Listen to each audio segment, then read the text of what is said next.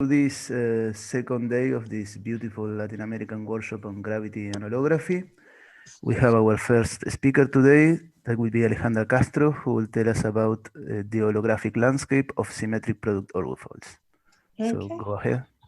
Thank you. Thank you very much. Thank you for the invitation. Thank you for the organizers for putting this together. I'm really happy to see all of you virtually.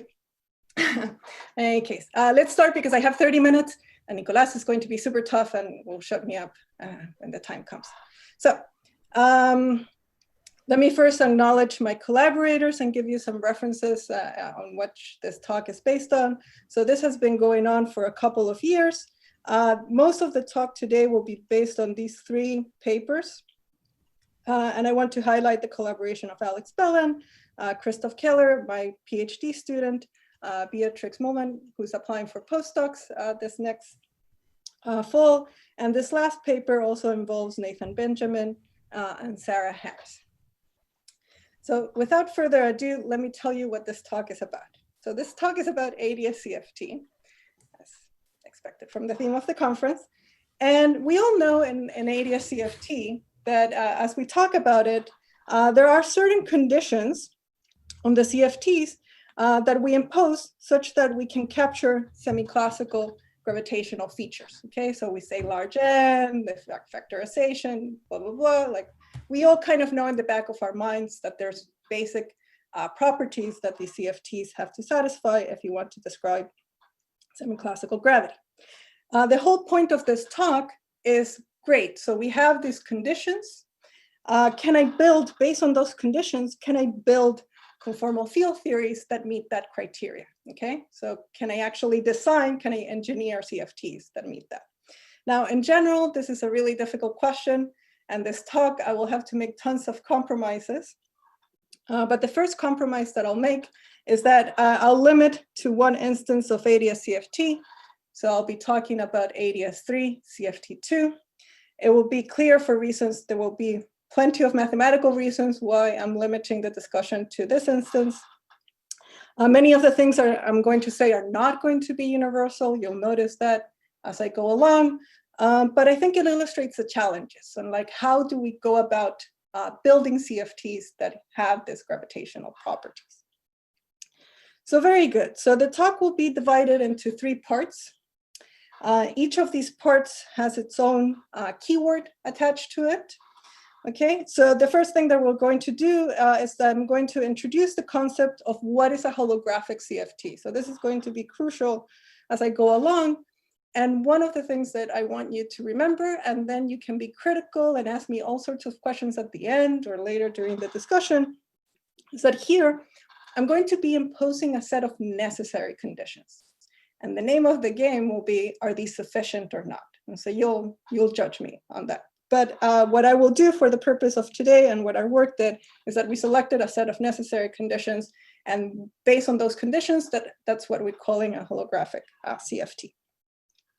Then as we move along, I'll start making compromises. I will have to set up a strategy trying to understand how do I impose those conditions on conformal field theories.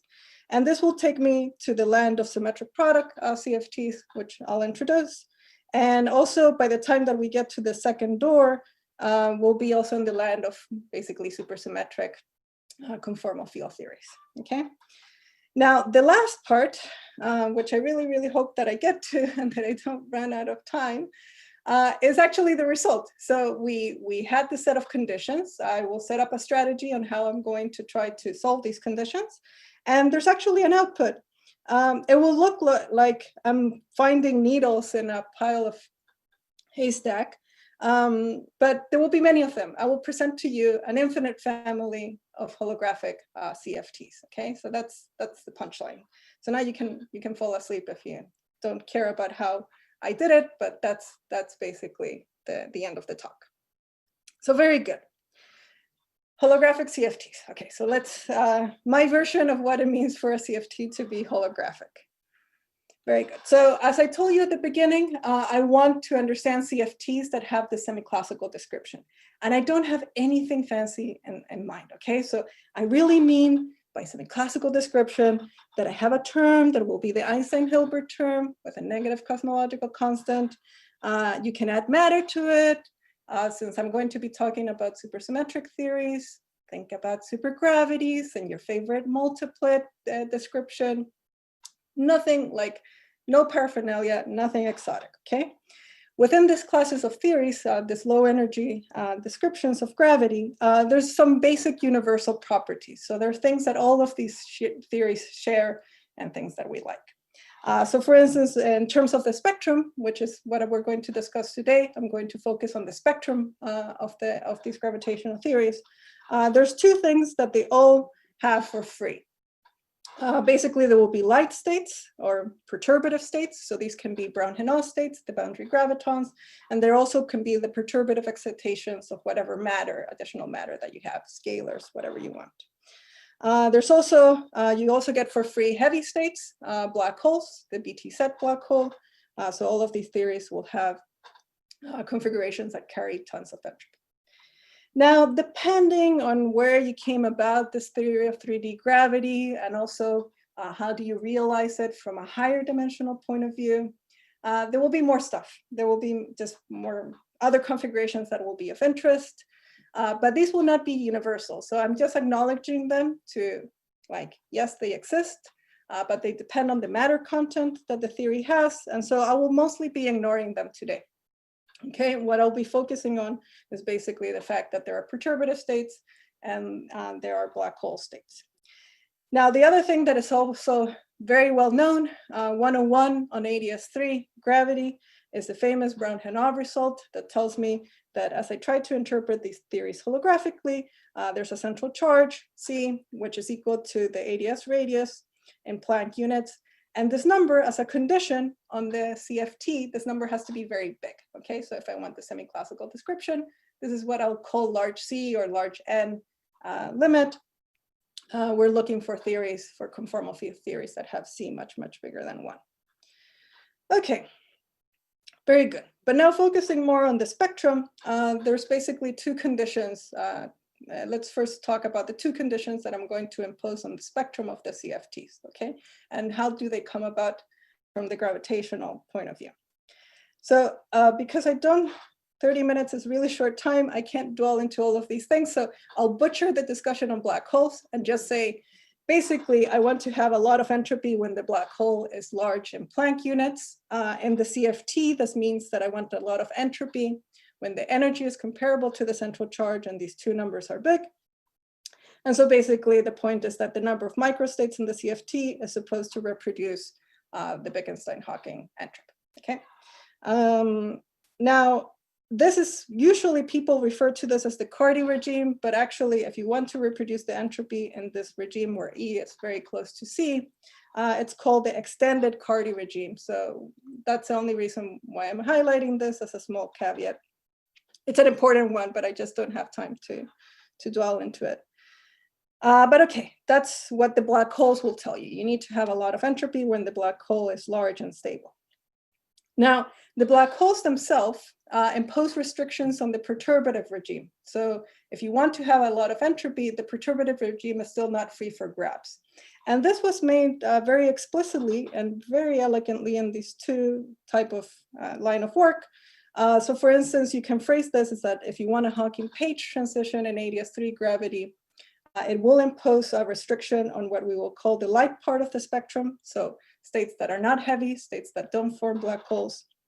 And also in the context of supersymmetric configurations of BPS black holes, they also impose these restrictions on the perturbative part of the spectrum.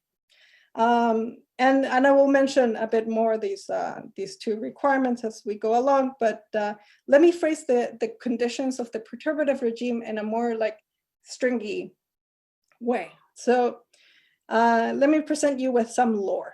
So, okay, so when you take string theory or when you study your favorite string compactification, there's various scales that come in, right? So you have the Planck scale, you have the string scale, you have the ADS scale, roughly speaking. I'm being like super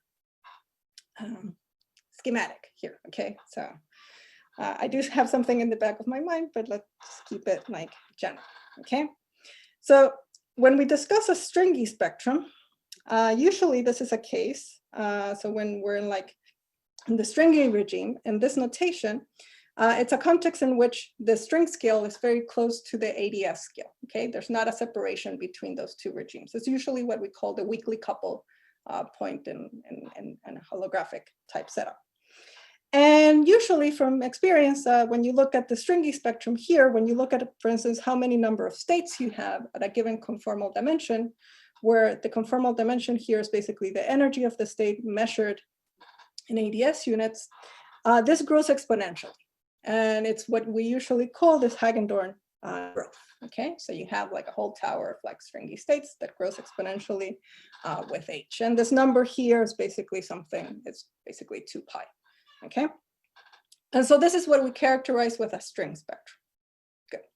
This is not what I want. So when I want to describe semi-classical gravity, this is like, no, I don't want that type of behavior of the number of states. Okay, this is way too much. So when I have in mind from an effective field theory point of view that I have the semi-classical description, it means that I have a separation between the string scale and the ADS scale. Okay, so the string scale is way up there. There's all those massive states, fine. But I want to actually have a low energy description, which is controlled by this ADS scale.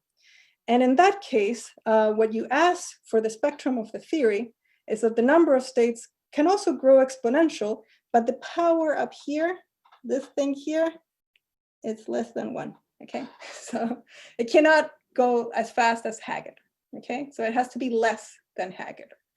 And this will tell me, basically, it will be an indication that you can have a supergravity-like growth. Now, to put it in more context, this parameter gamma, so let's say that you have, as an example, a theory that is ADS3 times some other manifold M. You can say it's S3, whatever favorite string example that you have. Basically, what I'm saying here, my condition, is that I can't have more states that you could allow if you're just doing quantum field theory on a curved background. And that tells you if you're doing quantum field theory on a curved background, this parameter gamma basically cannot exceed d minus 1 divided by d. Okay, so it's just basically saying that you have some well-defined low energy description of the theory for these states that I'm calling the perturbative states. Okay, so it's just like a gas of particles inside of a box. So this is what, like this concept of slow, of the supergravity growth is what I'm going to be looking for. Okay, so I don't want tons of states. And I don't want Haggadah. But okay, very good. So from this point of view, so as I search for CFTs, this is what I have in the back of my mind. So I imagine that I'm almighty and powerful and I know all conformal field theories in 2 dimensions. I don't, but what I want to kind of distinguish from here is that there will be some CFTs that I will be calling holographic, and they basically have to share the conditions that they have large central charge, they will have this extended Cardi regime, and there's also this slow growth condition that I have in mind. Now, I should say that the reason why I'm not going to mention this condition 1 here, this extended Cardi regime, is because this works that I was citing basically show that if you have slow growth, it implies the black hole regime at the level that we're discussing it right now. So that's why I'm kind of ignoring this condition 1, because if I impose condition 2, it will give me condition 1. Okay, very good.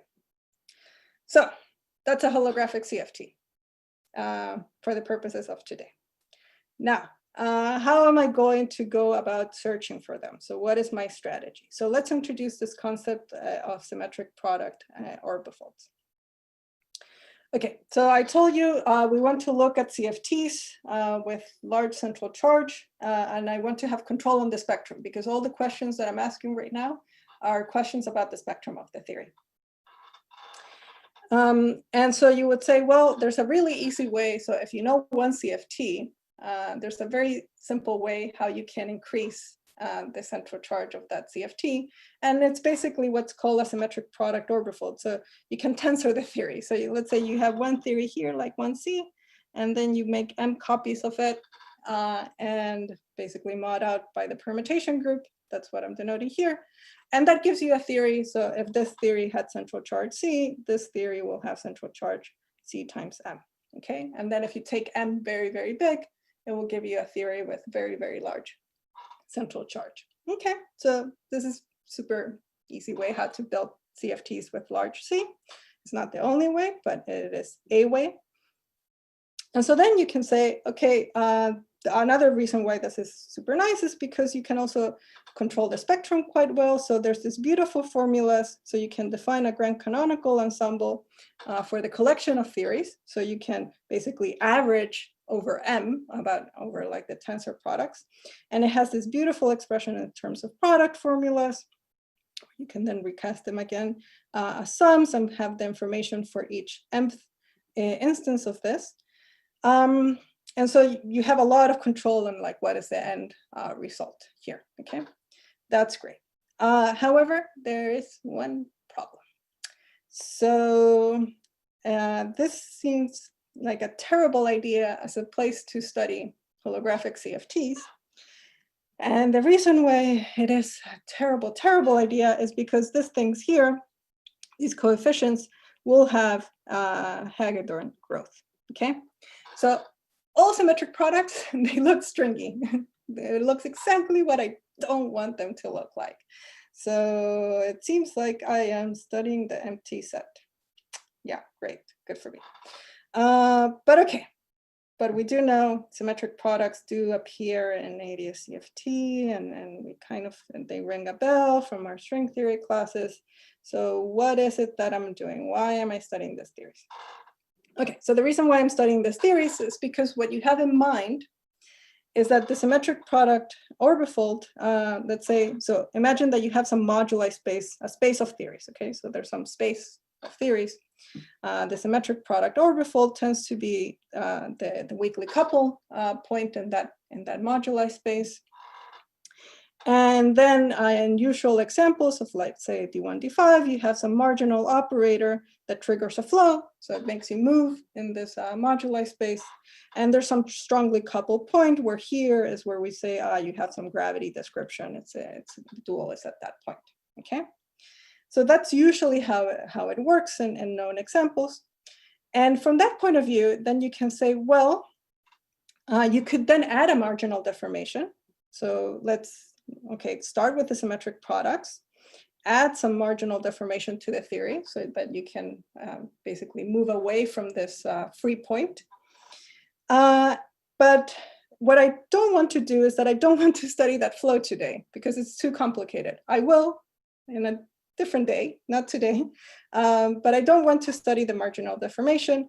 What I want to do is I want to cheat and say, look, there's going to be quantities here that are protected, that won't depend on this coupling that I added. It won't depend on the fact that I turned on this marginal deformation. And those protective quantities that are all the same in the moduli space should already have those gravitational features. So what I'm going to do is impose that the protected quantities, I'm going to basically look at observables that don't depend on the couplings and ask for those observables to have these gravitational features. And that's where I'm going to start talking about supersymmetric theories, because supersymmetric quantities tend to be protected against couplings.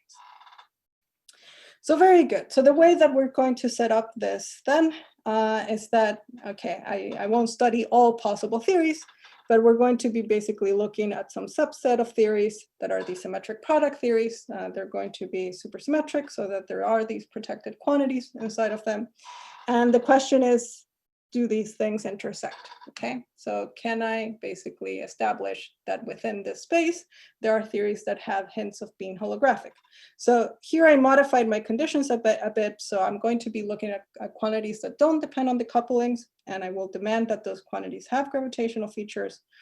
And I also need that this marginal operator exists, right? So otherwise there's no moving around.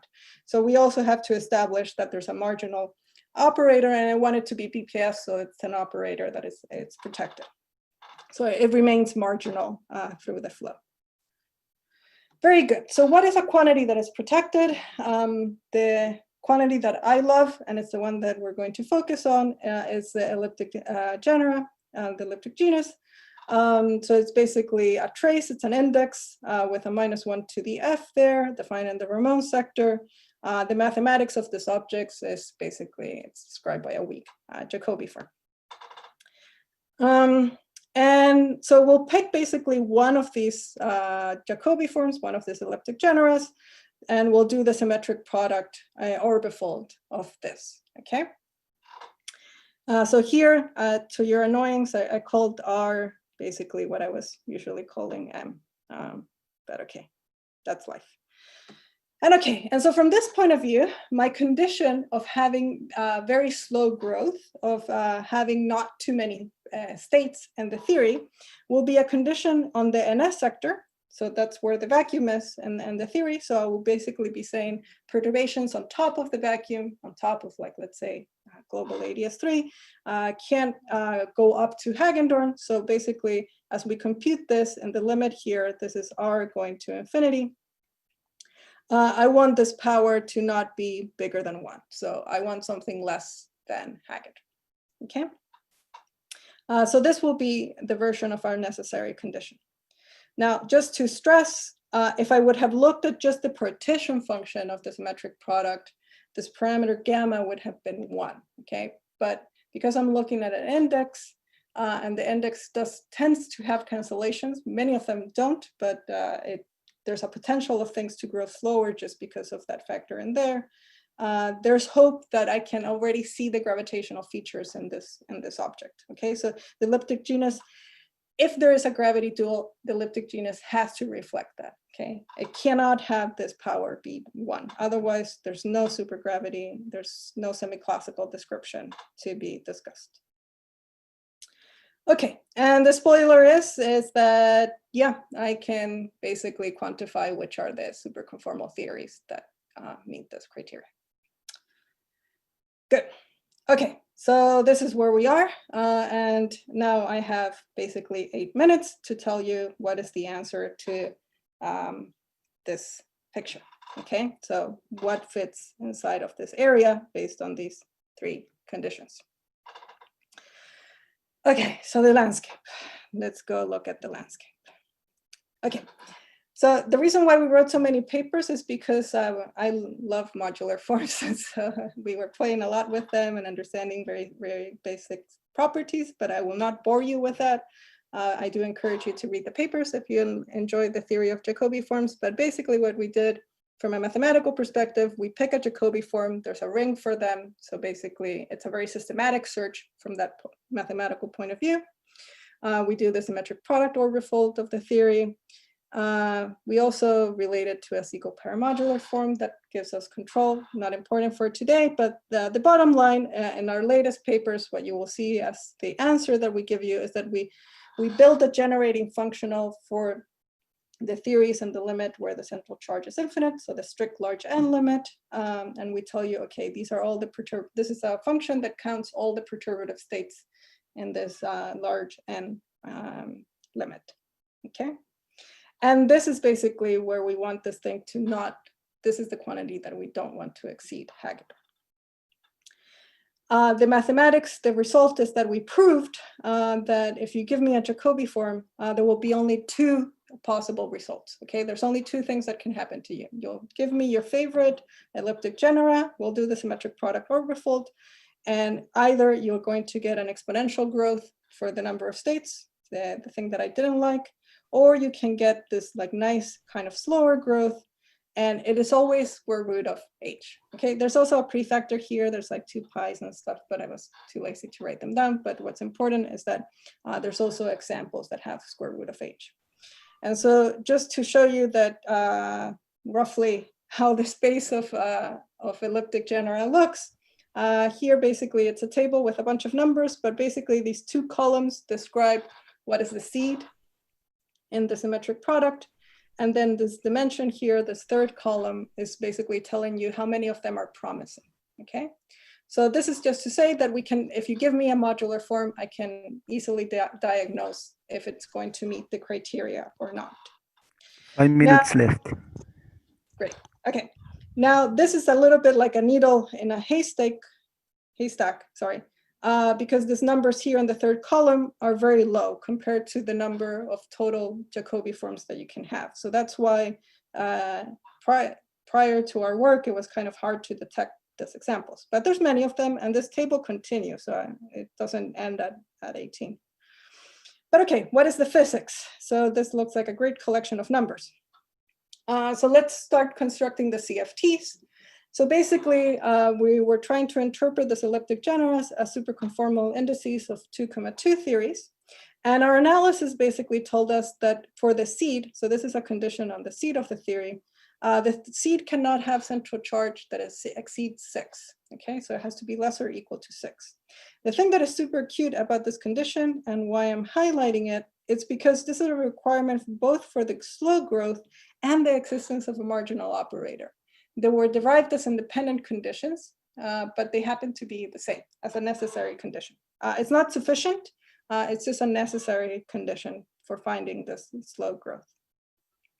Now, if you tell me that the seed has to have central charge less than 6, then I go to my old books and papers, and there's actually a classification of n equal 2 theories that have, well, C less than 3, but it's good enough for our purposes. And so then we basically can say, just ask, like, okay, so you have a complete classification of all supersymmetric theories with C less than 3. How do they meet your criteria? And the punchline is that all of them meet our criteria. Any symmetric product orbifold of an ADE, basically minimal model, supersymmetric minimal model, will satisfy all the 3 conditions that I presented to you. So let's look again back at the table, just to kind of give you an impression of like where these theories fit, given this like description in terms of T and B that I was giving you before. And here I added what the central charge of the seed is. So the first example is the one that you all know. So this is D1, D5, the K3 sigma model. So it's when you have ADS3 times S3 times K3. This example was also known in the string theory community, was studied by Data, Ebenhardt, and Gabardiel, and it's basically oberfolds of T4. They both have C equal to 6 in this in this construction. But then we have like the ADE stuff here. So those are new. And then you can also have basically tensor products of 2 A models that will also meet the criteria. And there's a few other coset constructions that are known as the Kasama-Suzuki models that also meet our criteria. But I should say we also found many Kasama-Suzuki models and many tensors of this ADE classification that don't fit the criteria. But okay. Very good. We also described the moduli space, but by now I have 2 minutes, so I'm not going to dwell on it. But that, I basically was showing to you the conditions on the spectrum, but we also described what are the set of marginal operators in this construction. And just to intimidate you with a big scary table, so you can see, yes, we computed things. So this is basically the part that is kind of the most interesting. It's basically single trace marginal operators in the twisted sector. So yeah, we can spot them, they're there. So there should be an interesting moduli space to explore. There's also multi-trace operators that are marginal, which also have very interesting properties, but I won't discuss them today. But the point is that yes, there is something that we could potentially start discussing what happens as I go to the strongly coupled point. So with that, I'm basically done. I have 1 minute, so let me just summarize what happened to you. So this is what happened to you. So we were trying to basically study the space of 2-dimensional conformal field theories with the purposes of giving them a holographic interpretation. We discussed these 3 conditions. I told you how we were trying to implement those conditions from the point of view of the supersymmetric symmetric product orbifold theories. We quantified the overlap, and what will happen next? Oof, tons of stuff. Because I just basically gave you an infinite family of 2D CFTs that have the potential of being holographic. So you can ask, what is the gravity dual? How do you describe this as strong coupling? And basically, are these sufficient conditions or not? So what else do we need to impose to establish that a CFT is holographic or not? So with that, let me leave you all the doors open, and thank you. Thank you very much. Nice talk. Do we have some questions? We have perfect timing, so we have a lot of time for questions. Okay, of course, Carlos Núñez have a question, so go ahead. Alejandra, thank you very much. Let me ask you maybe a couple of questions. The first one, let me go first for one that is purely technical. You mentioned that you can do this classification for theories that are 2,2, right? Yeah, at least, at the minimum. At the minimum. So yeah. Suppose that you take a 0-2 theory that we know they have supergravity description. What's the promise in calculating the elliptic genus? Yeah. So yeah. I have to be a bit more careful if I have 0,2. Yeah, so at least this one's I'm very comfortable if I say 2,2. And 4,4, like the K3 sigma model, for instance, was 4,4. Yeah. And suppose that preserving the number of supercharges, I give you 0,4. Will you be able to calculate then? Yeah, like look, if the elliptic genera is so if the elliptic genera is a Jacobi form, okay, and we know that it's protected, then yes, I will be able to calculate. Yeah. So I just have to establish that this is a protected quantity in the moduli space, and then and if it's, and it will be modular, but yeah, I think what I might be a little bit nervous if it's protected or not. That might worry me. But it's an index, right? It's an index, so yeah. So hopefully it is, but this, I don't know. I get a bit nervous when I have too little supersymmetry. That's all. But yeah, but that was the only, like the key in our constructions is just that the quantity is protected. That's basically, so if there's if that's good to go, then yes. And then for us, it was easier to interpret them as 2,2, but as you probably know, in supergravity is super complicated to build theories that have 2,2. So that's why I don't know what the supergravity dual is. Okay. Leo, do you have a question? Leo, go ahead. Yes. Sorry, I took my time to unmute myself. So thanks for the talk. Very nice.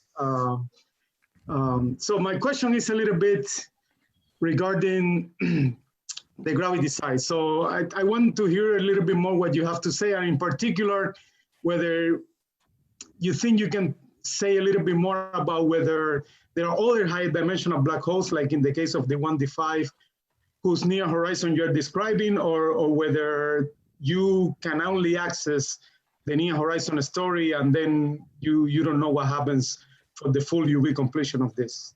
Yeah, no, I don't know the UV completion. That for sure, no. The only thing I know is that there's an ADS3 in the decoupling limit. Yeah, because the thing that I also don't know, and that's I can't tell what the total number of dimensions is even from this analysis, which is a bit of a limitation. So like usually, like let's say in the case of like 6 dimensions where we have ADS3 times S3. So the reason why the CFT knows that there's an S3 is because there's an R symmetry group, which is SU2, and that gets geometrized on the other side. So that already kind of starts giving you a hint of like, this should be 6-dimensional supergravity. And then we can like start thinking about like, oh, what should be the UV completion of this? But in this context, like, yeah, the only thing that we know, because we started from the CFT, is that there's an ADS3 factor somewhere, and then it basically stops there.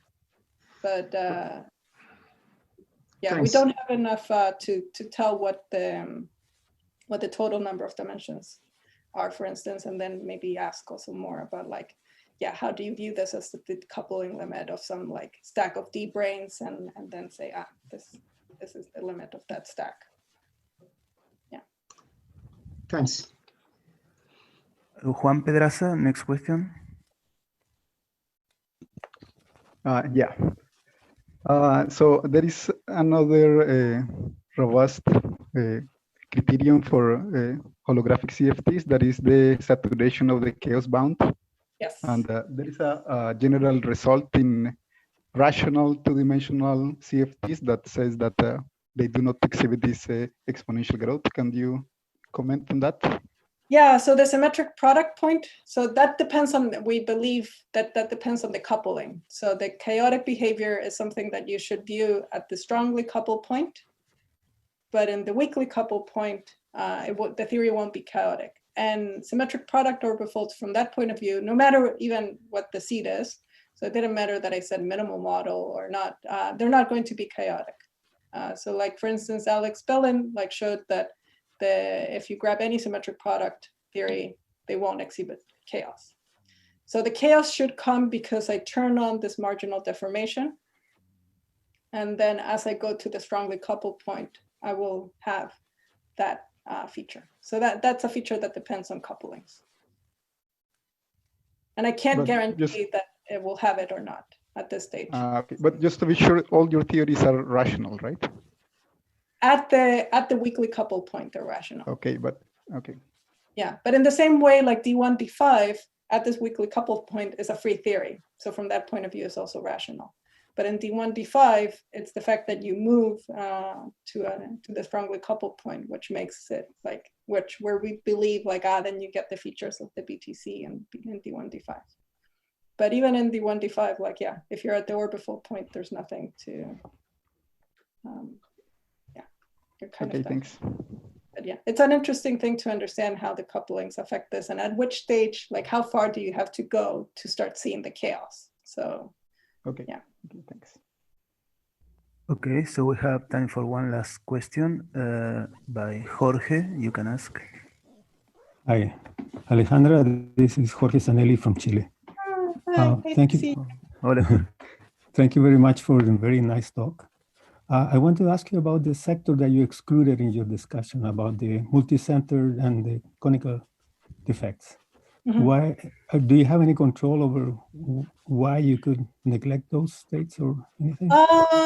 It's because they will tend to, it's not I think they're super interesting. And so now that we have specific examples, we can start asking what are the properties of those sectors. It's just that I didn't want it to make any assumptions of how they would look like or how they will behave. Because one thing that we know from experience is that the dominance of the BTC, so as you know, we have the BTC black hole, and there's the Brown-Hinault states, like the boundary gravitons. And usually if I look at the free energy, or I just look at the what dominates in let's say in the canonical ensemble, you know that the BTC kind of is the state with the most entropy for a very long range of temperatures. And then if you're very, very low temperatures, then it's just basically the gas of gravitons that dominates. And these states kind of come in the middle. So they just basically tell you it's kind of the details of where the transition is going to be. When are you going to configurations versus the BTC? But they tend to not tamper in general, they tend to not tamper the fact that you do have a black hole. So that's why I didn't want it to put constraints on that middle range. That's all I did. But I think now that we have these examples, then you can ask, okay, does it put actually how much freedom do we have in that middle range? What are we supposed to expect out of that? Because all these type of other solutions, if we don't have a good CFT description, it's not clear when should you include them, when should you not, what are their role? From the 3D point of view, it's not clear what are you supposed to do with these configurations, because even in 3D they look singular, so you tend to have some other principle that tells you how to kind of justify their presence. Okay, thank you very much. No problem. Okay, since we have a perfect timing, I would suggest to leave any further question to the discussion session, so we can meet again 10:45 for Raul's talk.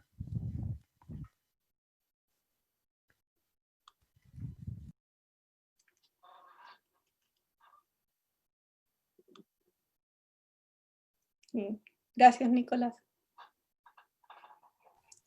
Gracias a vos por la charla. Um,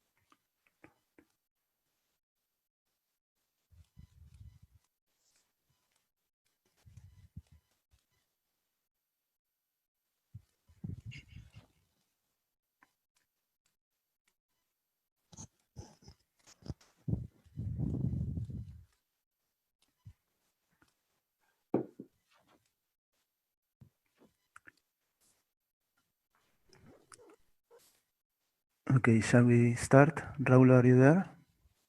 Sí. Okay. Can you hear me well? Yes. Okay, our next speaker is Raúl Arias, who will tell us about modular Hamiltonians in QFT, AQFT, and holography. Go ahead. Okay, thank you, Nico. I trust in you, but I will take my own chronometer.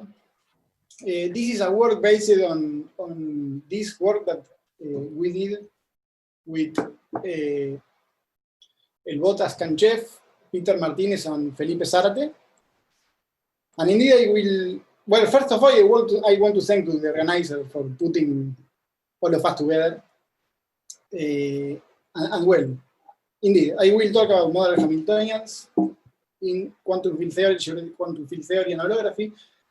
The outline of the talk will be the following. First, a motivation of why I'm interested, or why there is one interest in compute modular Hamiltonians and all this complicated stuff. I will do an introduction about Tomita-Takesaki theory with some quantum field theory examples. And then I will pass to what we did on the paper, that is study the modular Hamiltonian in something that we call holographic excited states, that are particular states that I will introduce. And we did this for quantum field theory in general, any coupling and any value of n. Also in algebraic quantum field theory, and we use holography to support our computations and also to compute the modular Hamiltonian in the bulk. And if I have time, the conclusions. So, because of a question that Nico made when I gave this talk 2 months ago, I changed the motivation. I will motivate the modular Hamiltonian just in gravity. And one of them, because the modular Hamiltonian can be, it's useful also in condensed matter and in quantum field theory by itself, but I will do the motivation trying to be fast. In gravity, it is interesting to the Tomita-Takesaki theory, or the modular Hamiltonian, is useful to study bulk reconstruction. And I will give you this example. In this example, you have this geometry. This geometry is conjectured to be dual to a typical black hole microstate. And you note there is just one CFT on the right. On the left, this is better defined if you add a cutoff bus, but I don't want to explain all the details. In the HKLL formalism, this HKLL formalism is a formalism that where you can using, how to say, you can construct CFT operators that behaves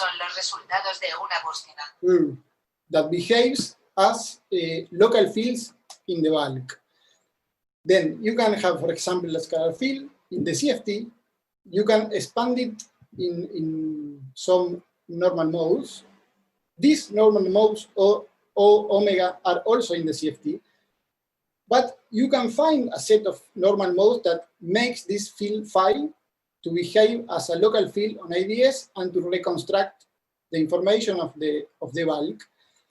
It turns out that you can do that for this wedge, for this right part, but you cannot inside the horizon. And inside the horizon, the thing is more complicated, but because as you might imagine, you need information also about this region.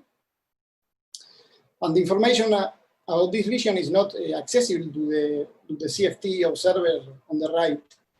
So the question is, who are these CFT modes? And the answer is, okay, and there is also a problem, because if you think in these Otilde modes, these people and many more in the literature studied the large time properties that this should have.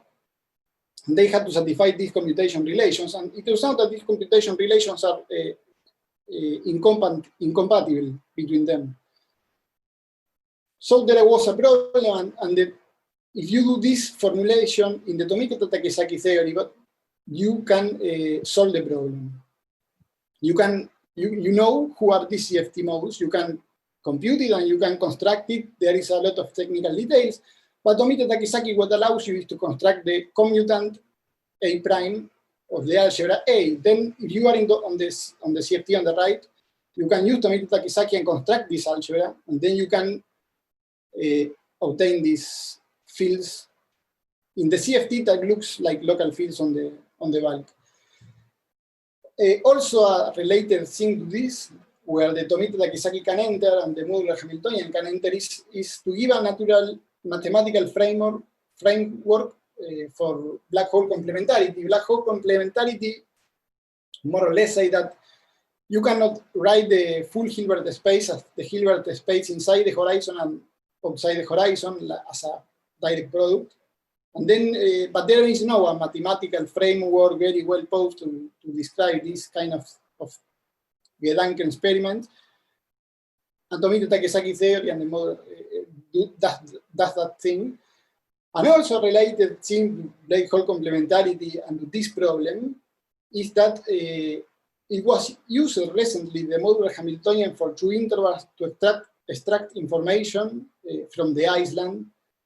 The island in the sense that Ignacio talked yesterday in this paper of this year. And also the modular Hamiltonian is very used to prove some bounds. It's involved on the first law of entanglement, that is a generalization of the first law of thermodynamics, and then it's also involved in the proofs of average null energy condition, the quantum null energy condition, the Bekenstein bound. It's related to chaos.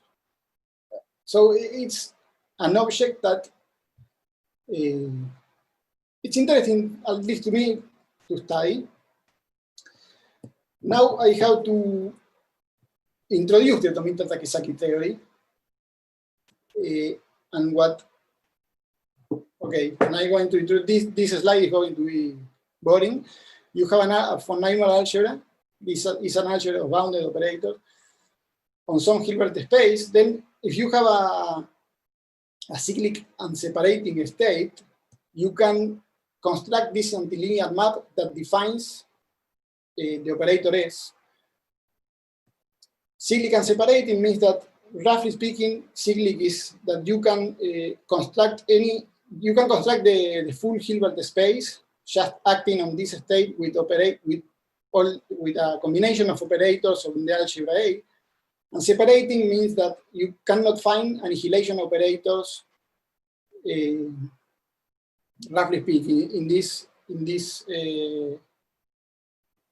algebra. If this is so, you can use a polar decomposition for the operator S that is written in this way, and this is going to be important. J is called modular conjugation, is an anti-unitary operator, and delta is going to be the modular operator that is semi-definite positive. And as J squared is 1, you can write the modular operator as this.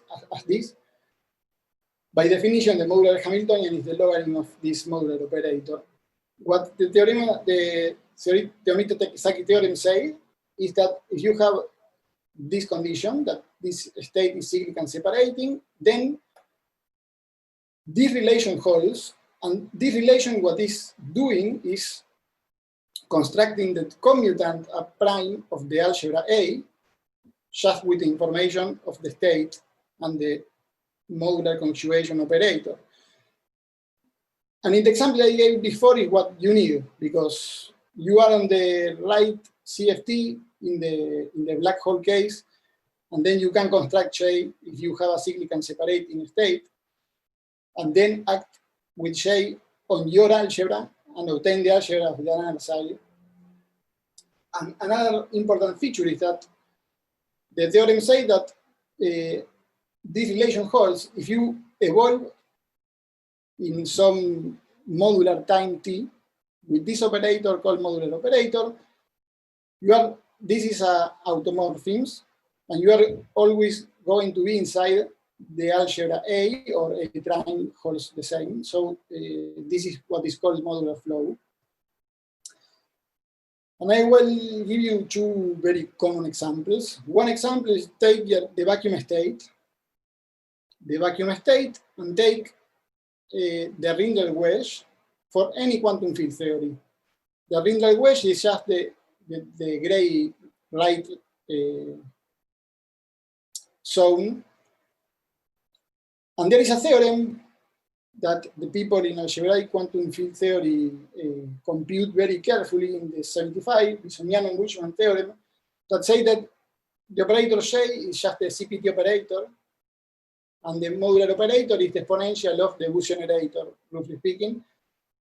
The full Bush generator, here you have the expression of K for the right-hand side, but you also have a K for the left-hand side that is just the integration over the opposite side here. And with this, you can compute the modular flow. And the modular flow in this case is geometrical in the sense that you take a scalar field or any field here inside the algebra, and then you evolve with the modular flow, as I explained before. And then you are going to be here, for example. But the curve, this curve is an hyperbole, because this is the generator of boost, then it's an hyperbole. Typically, this does not happen. The modular flow, the Tomita-Takesaki theorem ensures that you are going to be inside the algebra, but this geometric stuff happens just in these cases and not much more. What they does is to take your field here, and when you evolve in the modular flow, the result is going to be spread inside the algebra here, but not just in one point like here.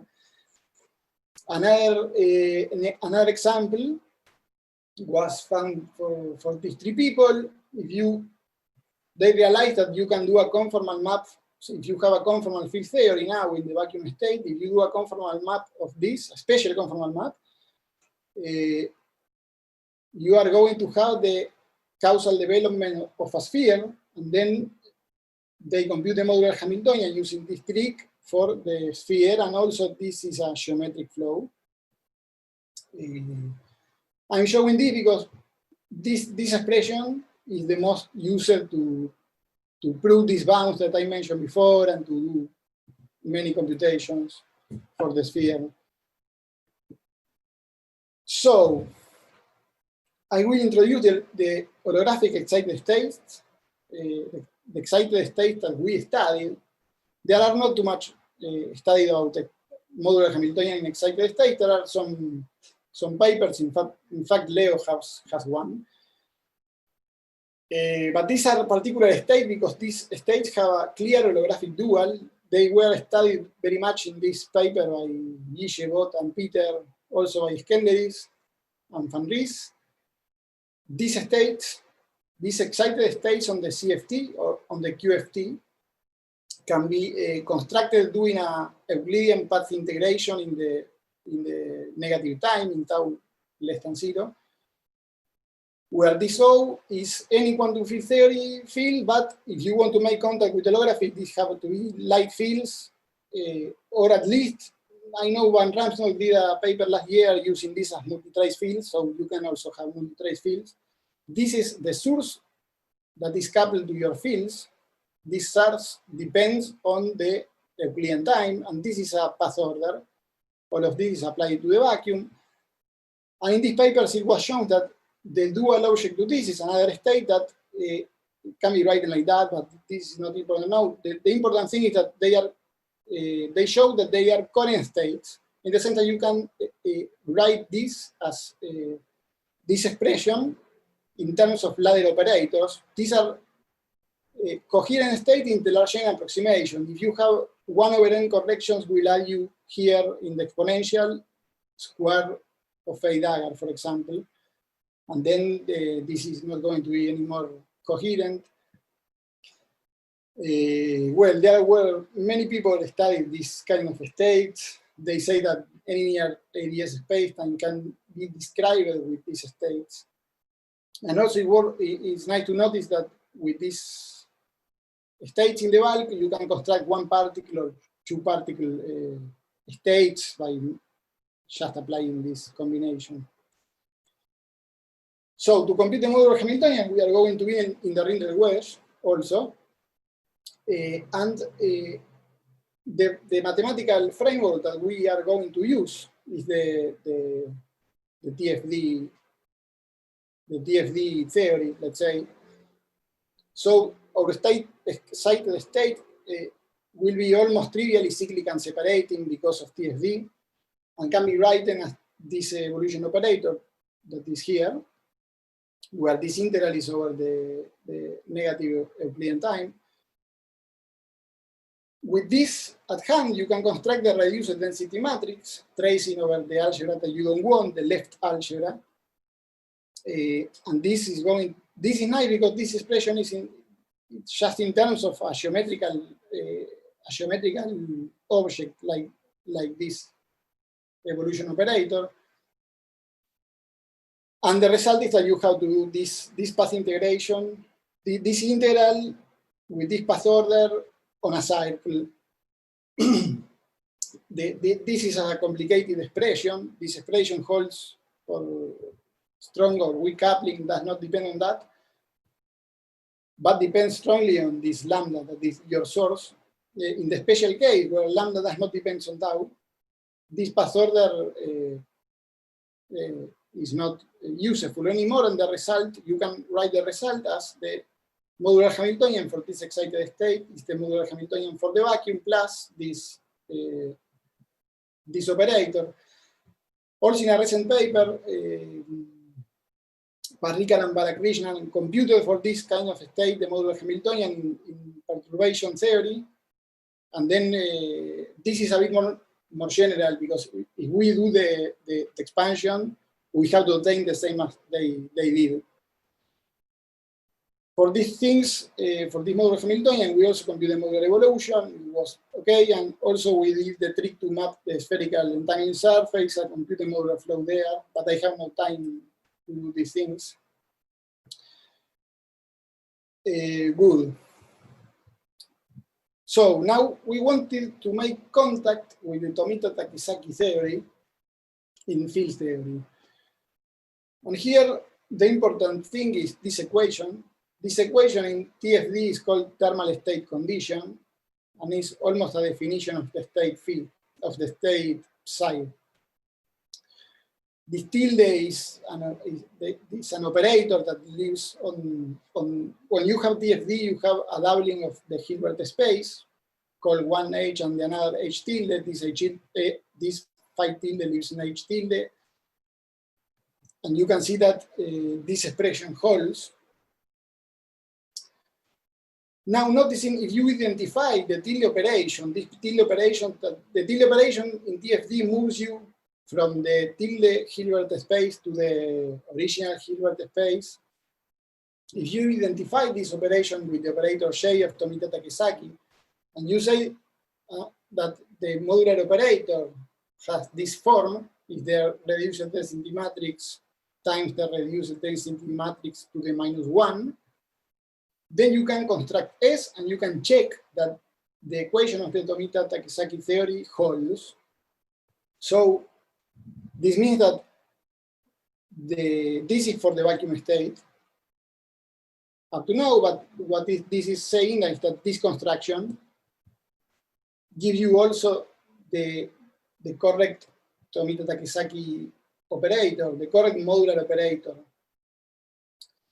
And also you can check that this is the correct answer, because this expression can be written in this way, that is the same as I mentioned here. So what we did is to promote this kind of equation for the excited state that we have. And if you do this, you can play the same game. You can say, okay, the tilde operation will be the operator J, and delta can be written now as U lambda times U lambda tilde. And okay, and you can construct the operators of the Tomita-Takizaki theory. The only problem is that you can construct this, you see that this can be satisfied, this is satisfied.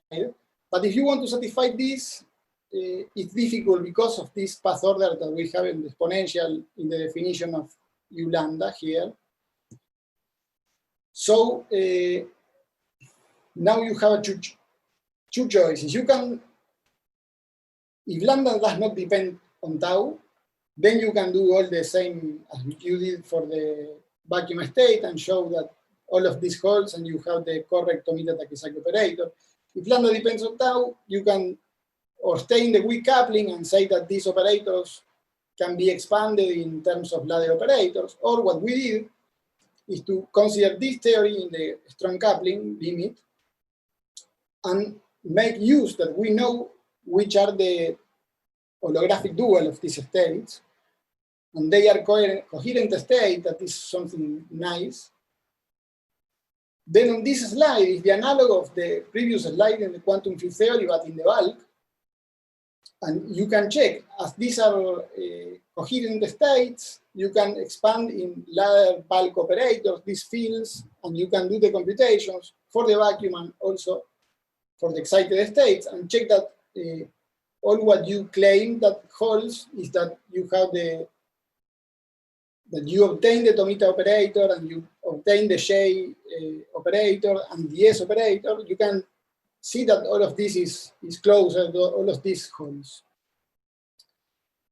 Then at the end, what we obtain is the Tomita operator, the modular operator, and the modular Hamiltonian also.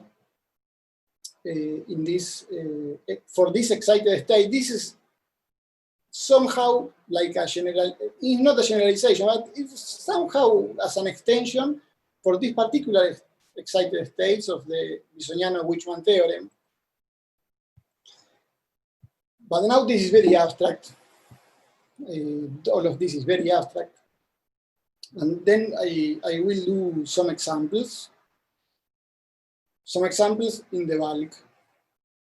For example, here you have this Elias-Rindler metric where you go from minus to plus infinity. X is a non-compact coordinate, and omega is the sphere. So, as these are, you can canonically quantize the field on the bulk, because you know that there exists this ladder operator. To do that, you have to solve the equation of motion, you have to construct this normal mode. The excited state will be in terms of the displacement operator that have this action over on ladder operators. And then you can follow just the computations and obtain the modular Hamiltonian for these states in the bulk, in this geometry, for this geometry, and it's nothing than this.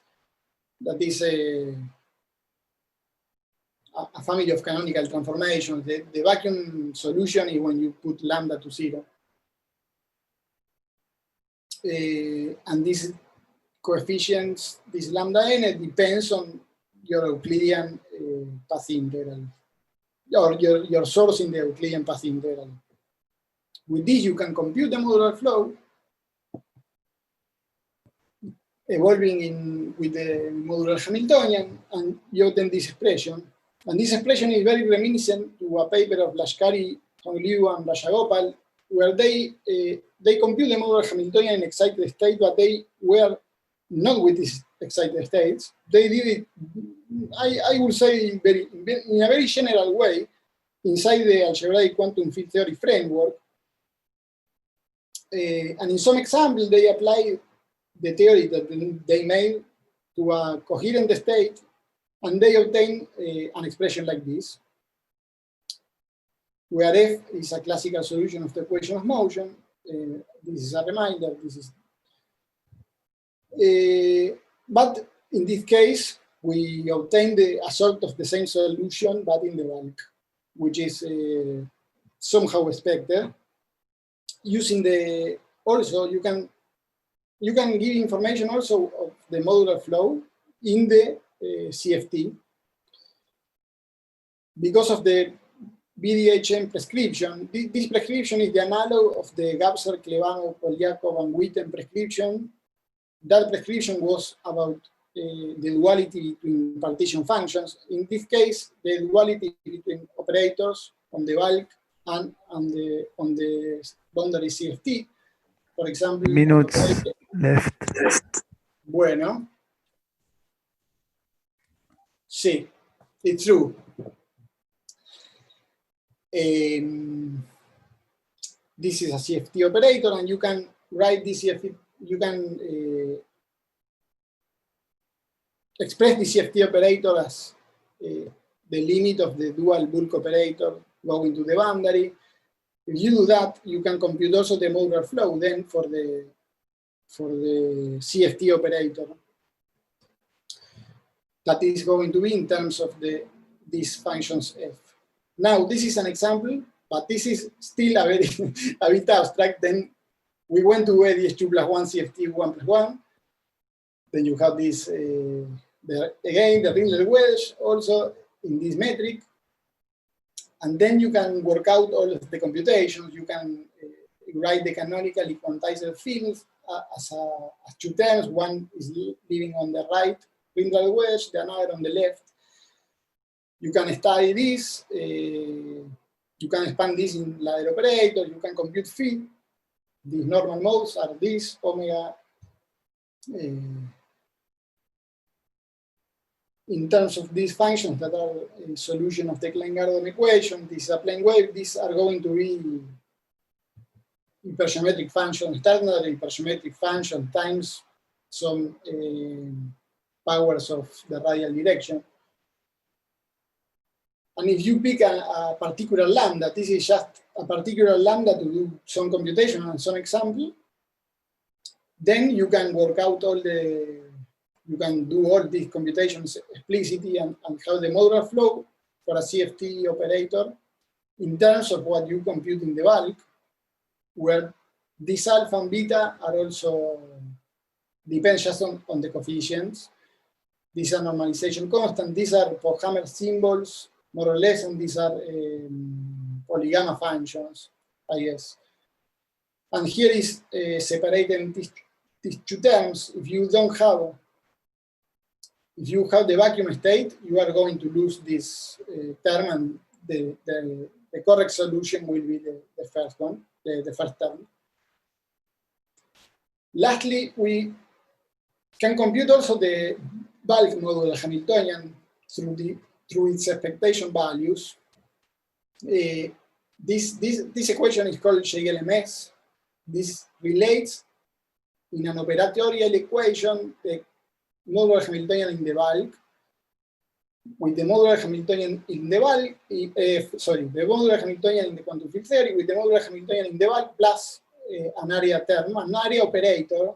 About this area operator, Peter is going to talk in 2 days. So take care of that. And it's called LAWGH. And using this, we can compute this expectation value of the bulk modular Hamiltonian, that is the sum of these two terms. The solution for the field in the bulk will be given in terms of bulk to bulk and bulk to boundary propagators, but not the typical ones. They have to have some funny boundary conditions. Like, for example, G mine will have to be 0 if you have this point on the sigma mass, things like that. And again, this is very formal, and we did an example in ADS3 CFT2. You can work out these propagators in that case that matches these boundary conditions. And again, choosing a field configuration for lambda and phi plus minus, convenient to allow us to do some computation. You obtain a closed expression. I mean, you can, this is a conversion integral, but you just can do it numerically. So you have a closed expression. This works very well, and this is using the expectation values. You have the bulk modular Hamiltonian. Well, I was running, but Nico is very hard. It's very heavy. So the summary, what I did in this talk is give you some basic notion of Tomita Takesaki modular theory. I just show you 2 examples. I have more, and I have examples where the modular Hamiltonian is non-geometric, the modular flow is non-geometrical, that is the typical case.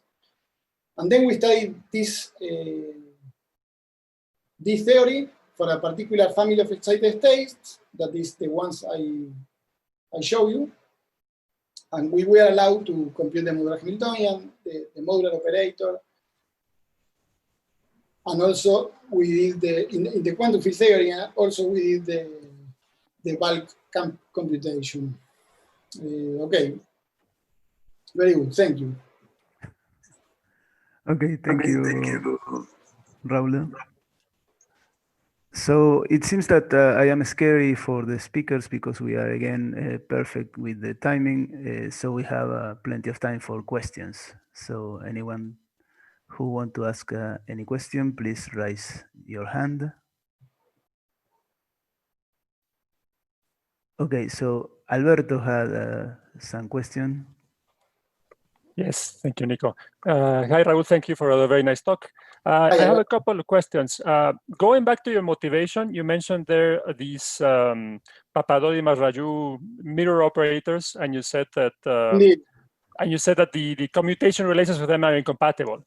Were you referring to the fact that they're not meant to hold as operator statements, but just in this what people call this code subspace, or were you referring to something else? No, I'm referring that. Yes, what you say, what you have to do, using this Tomita-Takesaki theory, what you obtain is this code subspace. And in that subspace, you can construct the mirror operators. Indeed. Oh, okay, so now so my second question is just precisely that. When you use Tomita-Takesaki, somehow the subspace statement is not explicit, but I guess it's implicit through this requirement that your state is cyclic, no? That you're saying that you can generate the full space by acting with this algebra, no? You are right. The thing is that in that code subspace, your state is cyclic and separating, and then you can do all the machinery. Okay, and now more or less the code subspace is built to have a cyclic and separating state. Okay. In some sense. It's built, but as I understand, that's a requirement of the theorem you're saying. But I guess my last question is, at least in the Papadodimas-Raju story, and for the purposes of having this supergravity dual and so on, you have a restriction on the number of operators that you could apply, which I suppose in a standard algebra, just from the point of view of the mathematics, you would not have such a restriction. Is that something that comes into play here, or is that not visible in Tomita-Takesaki, or does that affect the physical discussion somehow? No, I don't know about this restriction on the number of operators you have to apply. No, okay. In that story, you have a certain the restriction is because you have to work. You don't want that this field scales like n, right? This exactly. That's what I'm saying. Yes. In the Tomita-Takesaki theory is general. You don't need these restrictions. But for the Raju Papadodimas story, you need that, because if not, you are going to have very big corrections. Right. So does that mean that somehow Tomita-Takesaki might be insufficient to ensure that we kept within the gravity approximation? Within this code subspace? No, I don't think so. But I don't have a very deep understanding of all this story. Okay. Thank you very much. You're welcome. Okay, next question, Alan Garbars. Hi, Alan. Hi, Nico. Hi, Raul. Okay, so my question is very basic. So I want to try, I don't know about code subspaces. I wanted to, if you can explain me a little bit more, how is it that you construct the net of algebras in order for you to then, say that you have a cyclic separating vector, and then you can use the Tomita-Takesaki theorem. But in this example of the black hole, or or But when? you started motivating with the Yes, in that case. right and left renal wedge. That there I understand it in Minkowski space. I understand that, but because you have with Selenio Weichmann, and I mean, I think that I understand that. But how are you taking that and then you are using that for example, for a curved space-time? I see. Well, in principle, that the space is curved, you don't have to take care. I mean, don't have to be scared about that, because the Tomita-Takesaki theory is an algebraic theory that does not care about the space. If the space is Minkowski or ADS or De Sitter, what you need is an algebra of operator, and in that algebra, Ansigley can separate in vector. Oh yes. But how do you construct that algebra? Because you need input from the geometry. Right? A map from some open regions to the one Neumann algebras.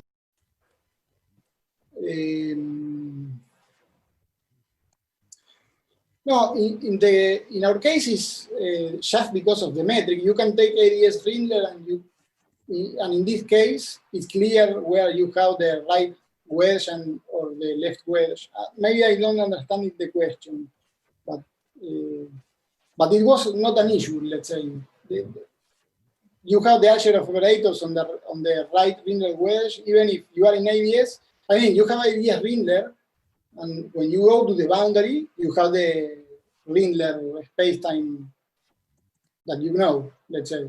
So it's the same in that case. So okay? In the boundary you have Rindler space-time. So are you using some kind of map from the boundary to the bulk to construct the algebra in the bulk? Maybe I can rephrase my question.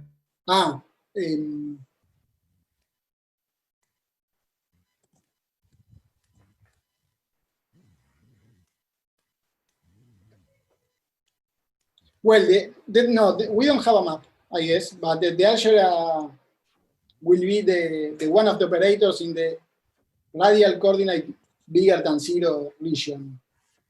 That is the one that maps to the Rindler region, right region in the Minkowski. But maybe, I don't know, if Marcelo or Peter have another answer for this, jump into the conversation, because they are there. But probably we can leave any further discussion for the discussion session. Yes, thanks, Raul. Longer. Okay, thank you, Raul. So we can meet again 11:30 for the next talk.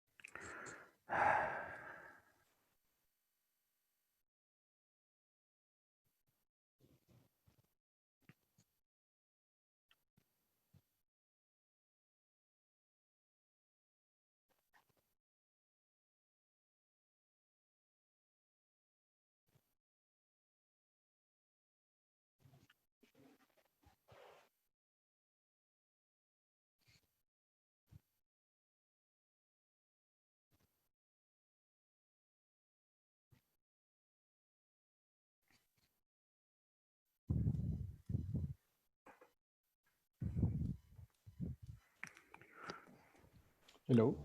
Hello. Can you hear me well? Yes. Okay. I asked because I lost connection and I don't know why. And now I'm connected through my phone. So I hope everything goes well. Okay.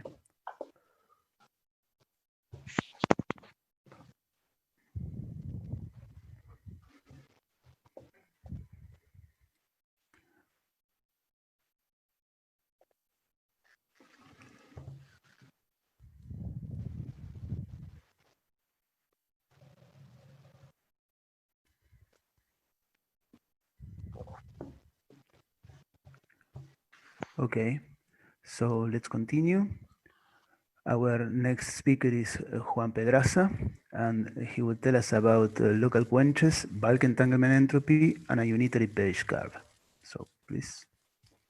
Okay, thanks for the introduction. So my talk is gonna be a little bit heavy on the details, technical details. So I'm gonna start with one slide of a summary and the main results, just so you keep them in mind. So what we did in this work is to compute the leading 1/n corrections to entanglement entropy in special states that are called local quenches, both in CFT and in the gravity side. So in the CFT, we used conformal symmetry in 2D, and we used large central charge techniques. And in holography, we first find the gravity duals to these states, and then we use the FLM formula for computing entanglement entropy to this order. So the two results that I want you to keep in mind is the first one is that, of course, the two computations match, and that provides a non-trivial check of the FLM formula in a dynamical setting. And second, and this is a kind of an outcome of this calculation, was also that we observed that the bulk entanglement entropy follows a page curve. So at the end of the talk, I'm gonna try to make this more precise, and I'm gonna say a few words connecting this to the information problem. So this is based on this paper that appeared a couple of months ago with Cesar Aragon from Stony Brook and Sagar Lokhande from Urbana. Okay, this is the outline of my talk. I'm gonna start with a very brief motivation, then I'm gonna talk about the CFT side of the story and then the gravity side. So I'm gonna be brief here because yesterday we already had a talk on this topic. Basically, what the starting point of what we were originally interested is to compute entanglement entropy of matter fields coupled to gravity in the dynamical cases. So this is a very important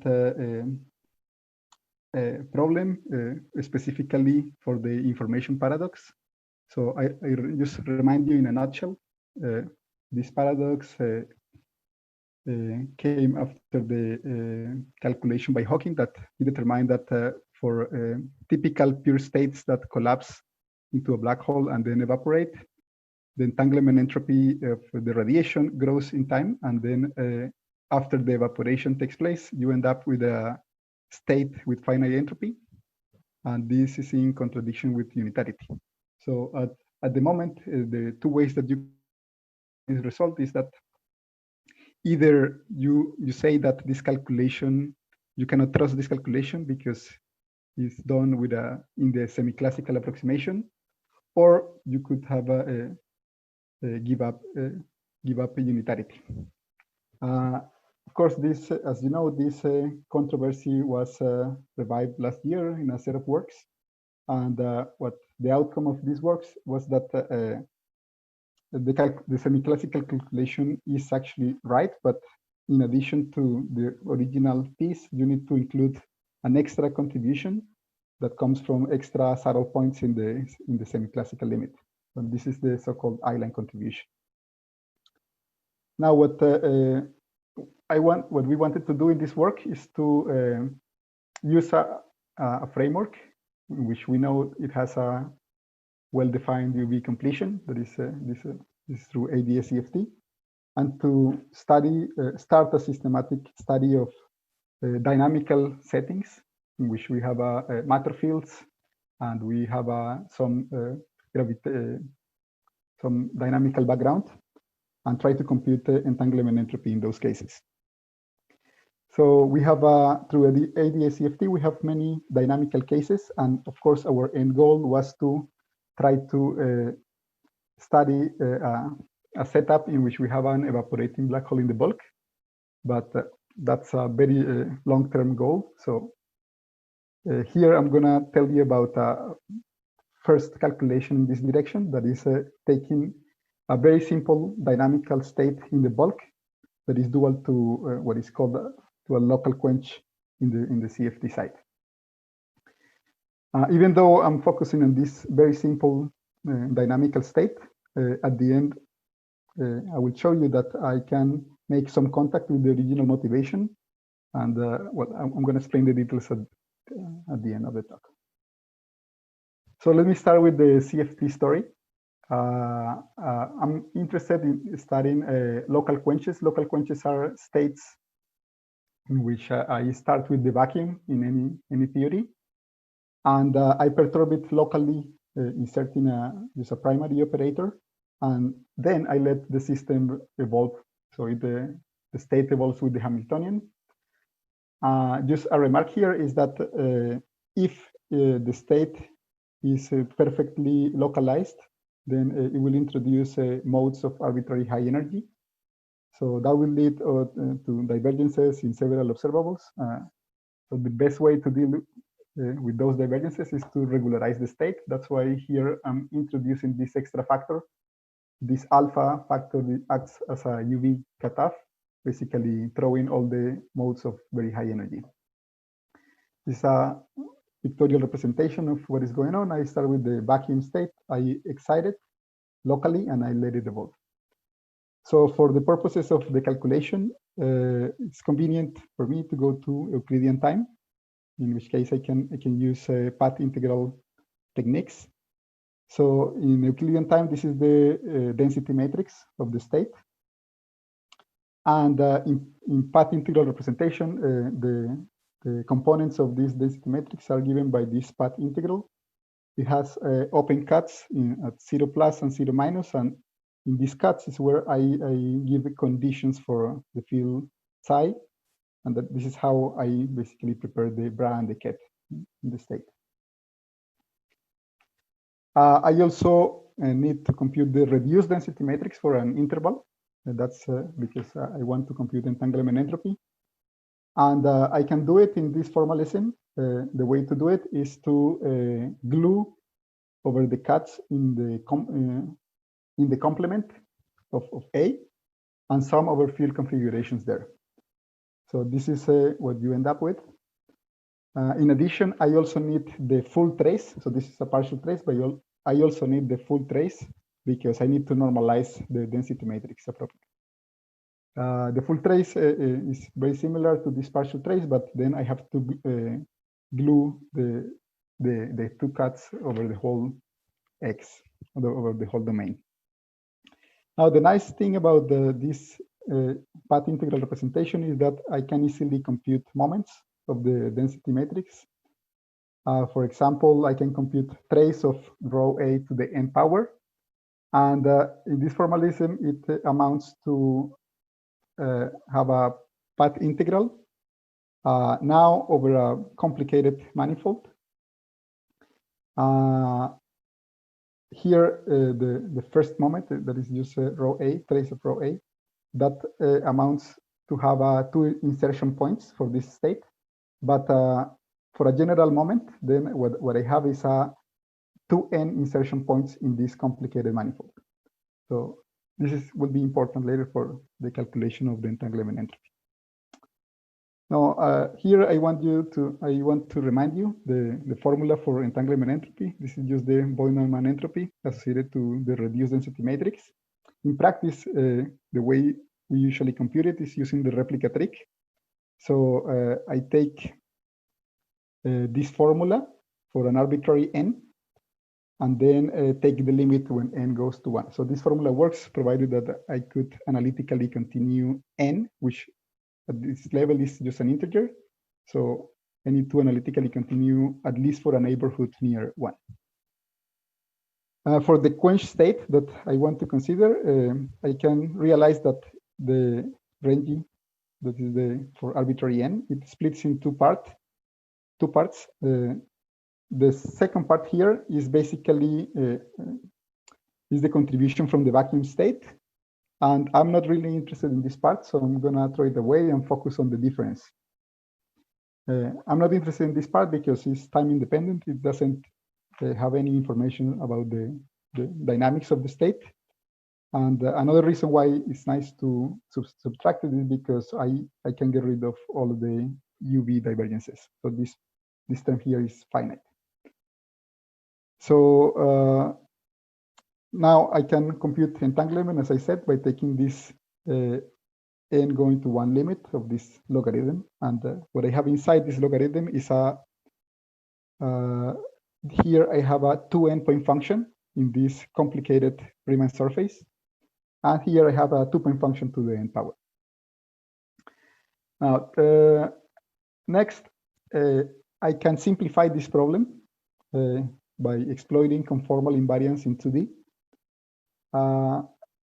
I can, the way I do it is I can find a specific conformal transformation that maps between this multi-sheeted Riemann surface to the complex plane.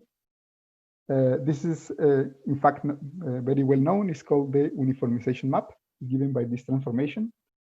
And what is nice is that now I have after I do this transformation, the path integral that I need to do is now in the complex plane, but I still have a 2n insertion points. Okay, so I want to now see how the expression for entanglement transforms. First, I have a formula for the transformation of just a primary operator. In our case, h bar is equal to h because I'm considering a scalar operator. And this 2 endpoint function transforms also into a 2 endpoint function in the complex plane. But now I have these extra factors, these extra Jacobian factors that I have factored out. So plugging this into my formula, I realize that we can split the entanglement entropy in two pieces. The first piece is what we call the universal piece, and it includes all these Jacobian factors. We call it universal because this is purely kinematic. It doesn't depend on a specific CFT, and I can easily compute by computing a bunch of derivatives. I'm omitting all the details here, but this is the upshot of this calculation. Now, for the second part that we call dynamical piece, for this, we actually need a little bit more work because here we need, this depends on a 2 endpoint function. And this is in general not fixed by conformal invariance.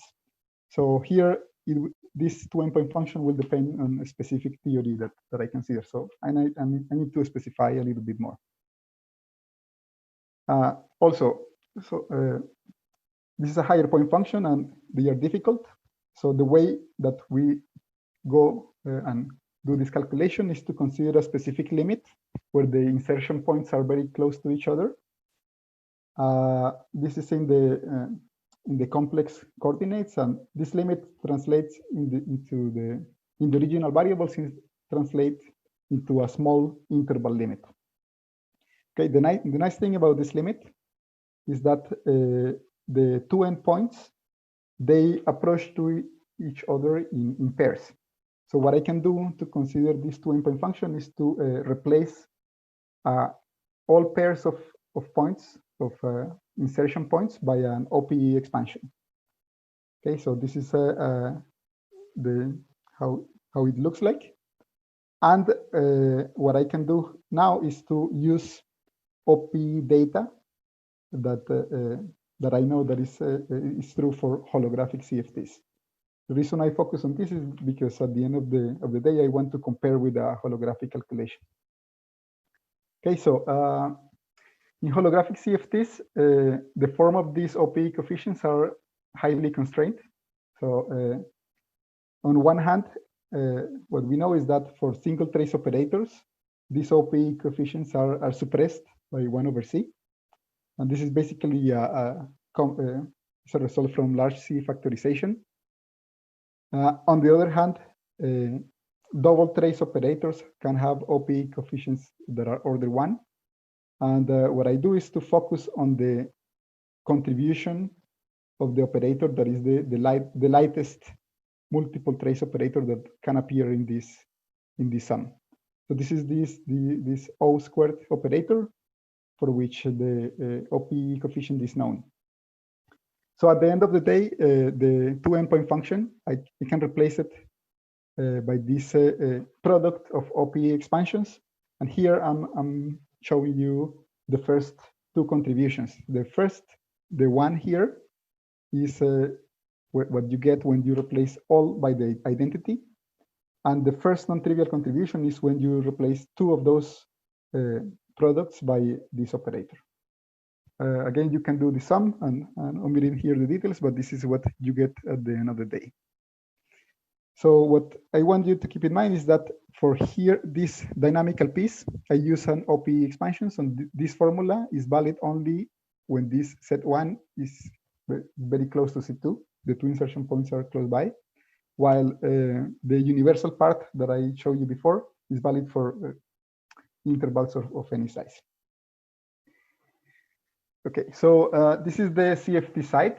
I'm going to move now to the gravity side. So to understand our model, I'm going to have 2 slides explaining this more simple model that was proposed in this paper. I'm not going to use exactly this model, but just a slight modification of this. But it's nevertheless it's a good illustration. So they proposed in this paper that a local quench is dual to basically the back reaction of a massive particle in ADS. Sorry, be aware that there is a delay when you pass to the next slide until we see it, a couple of seconds. Oh, okay. Around, I don't know, 10 seconds or so. Oh, okay, okay. So they proposed that the dual of a local quench is just a back is the bulk metric that you get by back reacting a particle in ADS. So this is the combined action, and you can first see what happens if you ignore back reaction. In that case, you can read off the geodesic of the particle, and the solution is given by this formula here. So it moves close to the boundary and then falls again into the IR. So this alpha is, in this case, is the distance of closest approach to the boundary. Okay, so next, you need to ask about the back reaction. This is a very difficult problem, but what they showed is that there is a clever trick to find the back reacted metric. The trick is to start in global ADS when you know that the back reacted metric takes the form of a conical deficit, and then specialize to a Poincare wedge. So I'm showing you here the transformations. This is embedding coordinates, and these are the 2 different systems. The only small problem here is that the geodesic that lies for a particle that lies at the origin, it's mapped to this geodesic. And then the distance of closest approach to the boundary is fixed by the ADS radius. So I show you, okay, so instead of, when I solved the geodesic before, this distance was arbitrary. So they solved the problem. In fact, there is an easy fix for this, and what you can do is to consider, in addition to this transformation, you can consider a boost in particular directions. So I'm showing you here the transformation. And now my geodesic that was originally at the center, it maps to the desired geodesic. So this is their model. For my purposes, it's a little bit simple because I want to compute bulk entanglement entropy. And for that, I need the knowledge of the wave function of the one particle state. And second, because this approximation that they use by placing a classical particle is only valid for heavy operators. But I want basically arbitrary delta. Now, what our model consists of just Einstein-Hilbert action with negative cosmological constant and a scalar field. Okay, so what I'm going to consider is a one particle state. So I'm going to do QFT coupled to gravity, and I'm going to consider a simple state that is a one particle state. So this is the stake here. This A dagger is the creation operator with the lowest quantum numbers. Fortunately, this problem was solved already in global ADS in this paper. And here I'm showing you the wave function and the results for the stress tensor in the bulk. Next, what you can do is to plug this stress tensor into the semi-classical Einstein's equations, and you can solve for the back-reacted metric. This is the result. And indeed, when you study it closely, you realize that this looks like a conical deficit for large delta, but in fact, this is only valid for when this parameter is small. Next, now that I have my metric in this global system, I can perform the transformation and I can go to my Poincare wedge. And I can compute several things. Like, I'm not writing here the metric explicitly, but one simple observable that you can compute is, for example, the stress tensor, holographic stress tensor for the local quench. Okay, now finally, I can talk about entanglement entropy. So I'm going to use the FLM formula that includes not only the area part, but also a contribution from bulk entanglement entropy. So the area part is very simple to compute because this is essentially a perturbative state. It's very close to ADS, so I can use this formula. And I can, in this approximation, I can take the embedding functions as the ones in ADS. Here, I'm just showing you the results. I can get analytic results for, I'm showing you here two cases. The first is a result for center intervals where the local perturbation is inserted at the center of the interval. And then for this case, I can get a very close form. And while for a non-center interval, I can only get a close form for integer delta, but not in general. Here, what I want to remark is the general structure. I can separate it in two series expansions. And I can identify that one of these series, it coincides with the universal piece.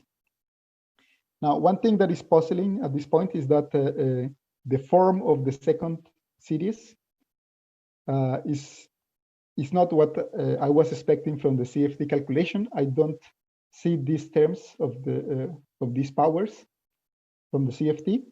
So the only hope here is that it cancels with the quantum corrections. Okay, so now for the quantum corrections, I can consider it at different orders in the bulk density matrix. At linear order, I can use the bulk modular Hamiltonian, which is known because this is a small perturbation over ADS. And it's basically given by this expression. This is the conformal Killing vector that generates the RT surface. And this T mu is the bulk stress tensor. Okay, at the end of the calculation, I find exactly a series expansion that precisely cancels the series that was problematic. And in retrospect, I can explain this matching because we know exactly the result, the exact relation between bulk and CFT modular Hamiltonians. This is by this formula. And in fact, we check it later that if you try to use the first law of entanglement in the CFT, you get actually the universal piece. So this cancellation is not surprising from this point of view.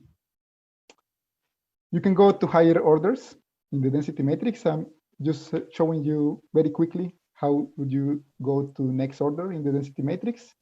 In that case, you need to use the replica trick in the bulk, and you can isolate the term that is proportional to delta rho squared. I'm omitting all the technical details, but what you can do is this computation is more easily done if you specialize to the Rindler wedge adapted to your surface. You have 5 minutes. Yeah. Okay. And all you need to do is to find the appropriate Bogoliubov transformation that brings me from the one particle state to a state in the Rindler wedge. And I'm not showing you the details again, but at the end of the calculation, we obtained that by the way, we only were able to do this calculation in one limit of small intervals, but fortunately, we found a exact match with this term, the dynamical term that we computed from the OPE. Okay, the final part that I want to show you is the interpretation of the bulk entanglement entropy and the relation to this information problem. Here I'm showing you again the result that we got for the bulk piece. Here I'm only focusing on the linear part in the density matrix because this is the only piece that I know for all sizes, while the other part was only an approximation. But the important point here is the interpretation. So here I'm showing you plots for what you get for center intervals. You get that it increases and then this decreases. And in the right-hand side here, I have what is obtained for non-center intervals. So what we claim is that there is a precise sense in which the first case can be interpreted as a very simple toy model for a page curve. This is what I'm going to explain now. So there are two ingredients for this comparison.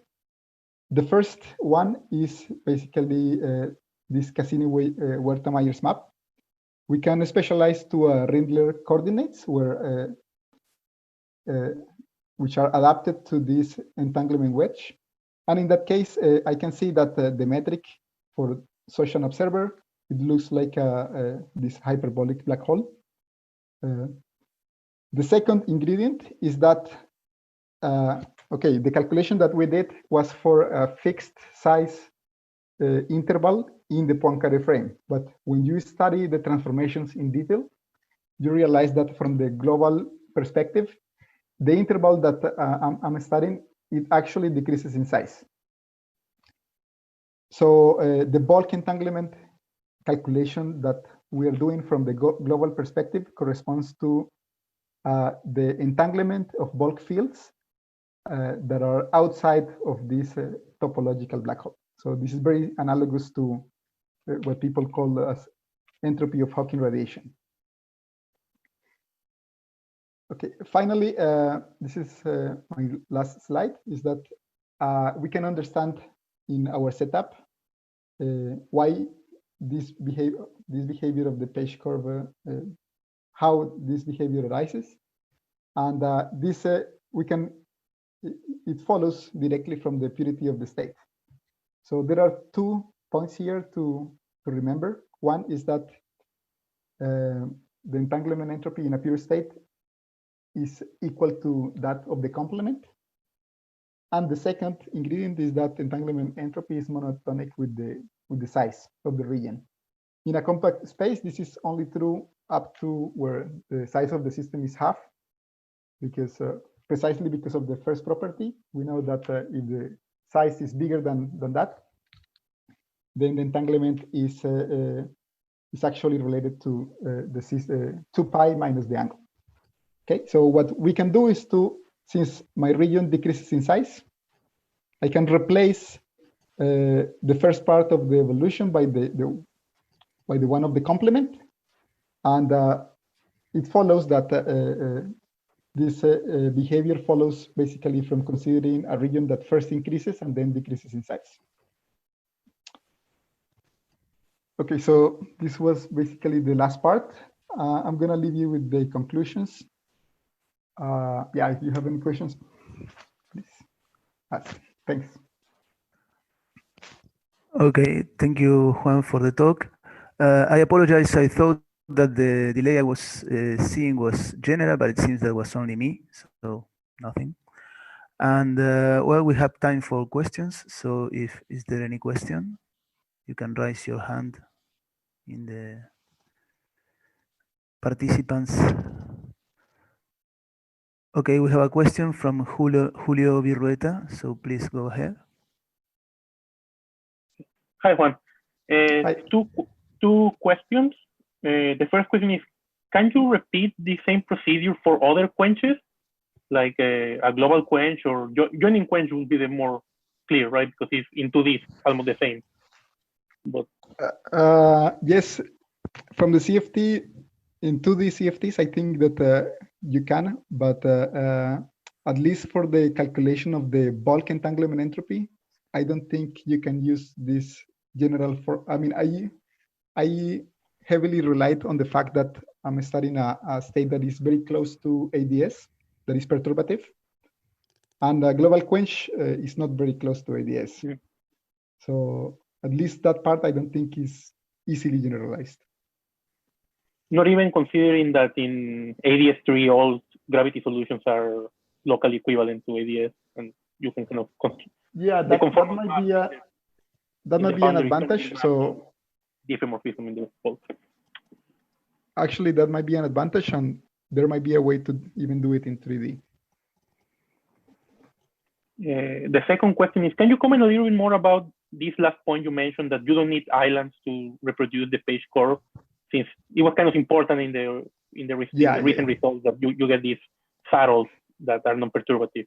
Yeah. So I just let it here, but I can comment on that. So the reason why we don't need islands is because the state that we consider is not a typical state. And I can see it because the bulk piece is always very small in comparison to the area piece. In typical states, this is not true. And at some point, you have a competition between the two. And that's why you need other saddles to compensate. But so all the saddles are, you cannot see them because they just wash away. There is no intense enhancement that usually comes out with. In this case, there is no need for more. Yeah. Thanks. Okay, our next question is Ricardo Spindola. So, please. Yeah. Hey Juan, thanks for the talk. Actually, my question was along the lines of that Julio just asked. Can you study maybe or some quantum streamer surfaces in this setup? Yeah, I'm a bit confused why you don't need to like modify the prescription for computing bulk entanglement entropy. Yeah, exactly. So let me give you an example in a case that you would need islands. Imagine that you have not a one particle state, but a two particle state, like basically an EPR, such that one of the particles is always inside the region of interest and one is outside through the evolution. So in that case, the bulk piece is basically constant. And since the area shrinks in size, there is a point in which actually they are comparable. And then it becomes more favorable to have these islands. This is just a very simple example, but in general, more typical states have multiple particles, and that can happen more generally. Also heavy particles? Yeah. So I'm considering a heavy particle here. But in the case that you need islands, you actually need what you said, the quantum extremal surfaces, but not in my case, because in my case. Okay, thank you. Okay. Our next question is Carlos Núñez. Juan, is very similar to the two questions that have been asked, so let me make it very brief and then move to another thing. So once again, if you're saying if you have many parts, so what I don't understand is this: you have one quench, yeah? Mm-hmm. What is that you need in order for quantum extremal surfaces to enter there? And put it differently, what's the radiation that this one quench? What will be the analog of the Hawking radiation in the black hole case that this quench will have? Yeah. Again, I'm saying that the state that I consider is very atypical because it doesn't have a lot of entanglement between the degrees of freedom inside my region and outside. But that doesn't happen in a more general state. Okay, so I don't know if that point is clear. Yeah, okay, yeah.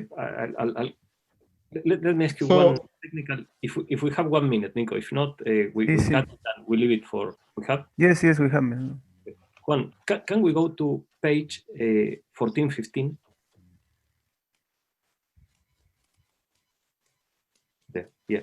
So can you tell me once again the way you solve this? Because you start from the action in page 14, right? yes. Yeah, so that's the one on the top line.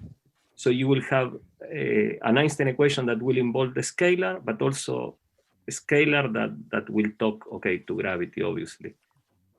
So the first thing is, assuming that is pure ADS, I can find the... Can you assume that? Because you don't have pure ADS because you have the scalar, right? No, but it's perturbatively close. It's just a one particle. Is the lowest energy excited state that you can think of. Okay. Right, so first I find the wave function. So actually it was done in this paper. That wave function is just the Laplacian, massive Laplacian in ADS, right? Yes. Okay. Then you put that in TMU, and then you go back. Well, this is actually the expectation value. So this is what it means here is that you are doing quantum field theory in a curved background, right? So now that you have the T mu, you can plug it into the semi-classical Einstein equation and find what is the correction to the metric, right? So you can also think of solving the wave equation in this corrected background, but that will be a correction of more higher order. Okay, so here the parameter that makes this correction small is the G that you have in front in the action, right? Yes, correct. Well, it's this combination that appears here. The delta is what here? The power of the correlator. Okay. Yes. Yeah. Okay. Thank you very much, Juan. Okay, if there is no more questions, we meet again 12:15 for the afternoon session. Our chair will be Guille Silva, so I introduce him. So thank you, Juan, for your talk. Okay. So.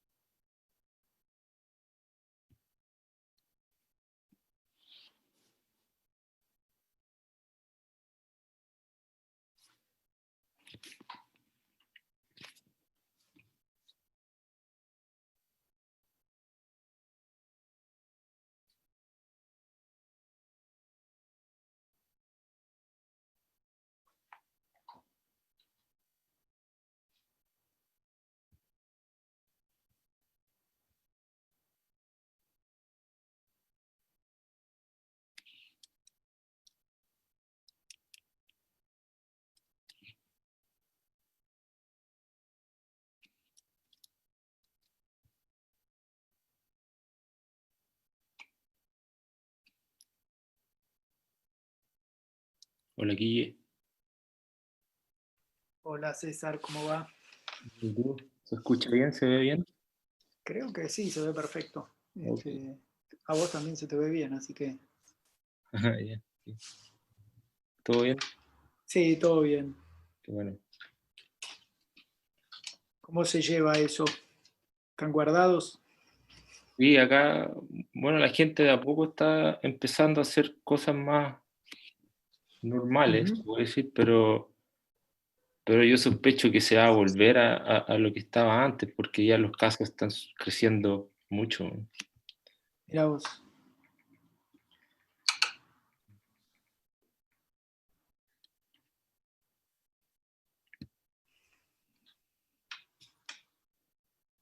¿Y cómo está la cosa allá en Argentina?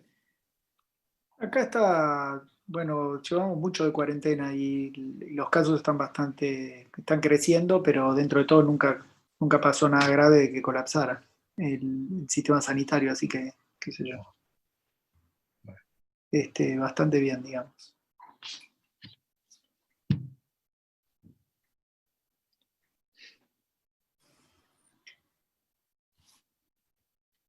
Well, we are 1 minute to start. So, welcome to this afternoon session. Depending on whether you are living at the moment, but we are having Cesar Arias, and he will be talking about defects, boundaries, and holography. Cesar, please. Okay, hello everybody. First of all, I would like to thank the organizers. It's very nice to be part of this meeting.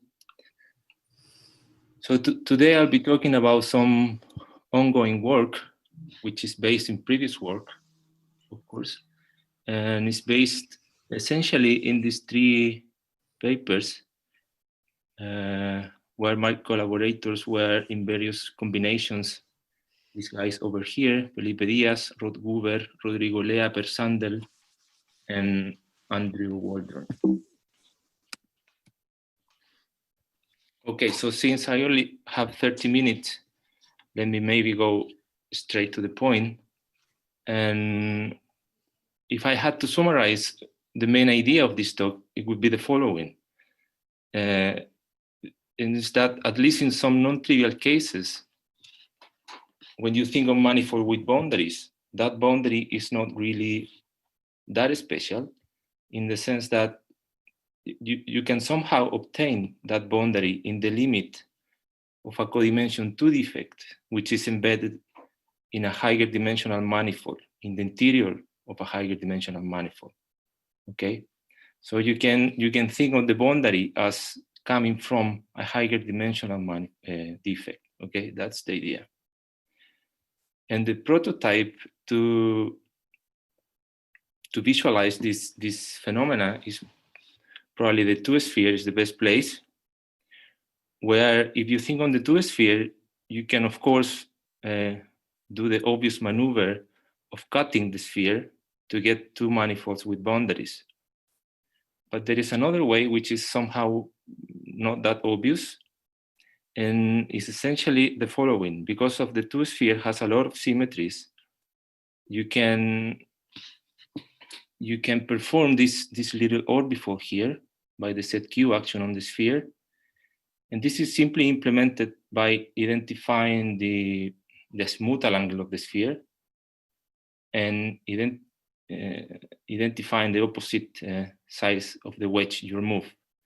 In that case, there are 2 special points, of course, the north and the south pole, which upon the set Q action becomes defects, conical defects in this case. Okay.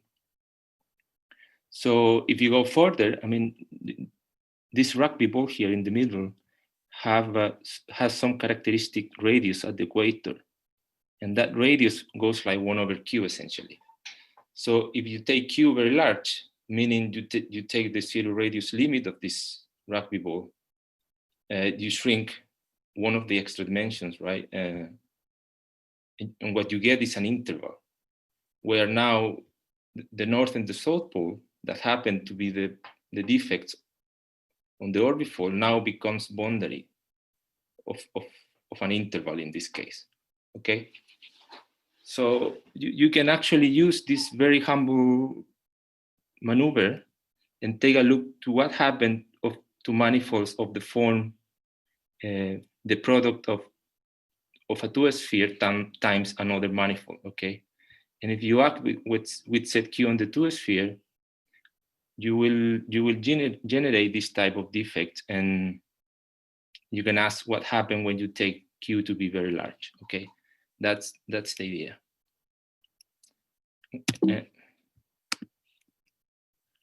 Okay, so in this setup, when you actually can implement the maneuver and send a bulk defect to a lower dimensional boundary, you can see that some of the geometrical properties of the boundary, for instance, can be thought of as if they were inherited from the properties of the defect, okay? And in particular here, I'm thinking on three aspects that are key when we do holography, okay? The first of them is the conformal structure, okay? And the prototype of this is of course the boundary of anti-de Sitter space, where the usual mantra is that it is naturally endowed with a conformal structure there, okay? The second property is important here is that the boundary of anti-de Sitter space, if you think on that space, it has a local, an intrinsic stress energy tensor, okay?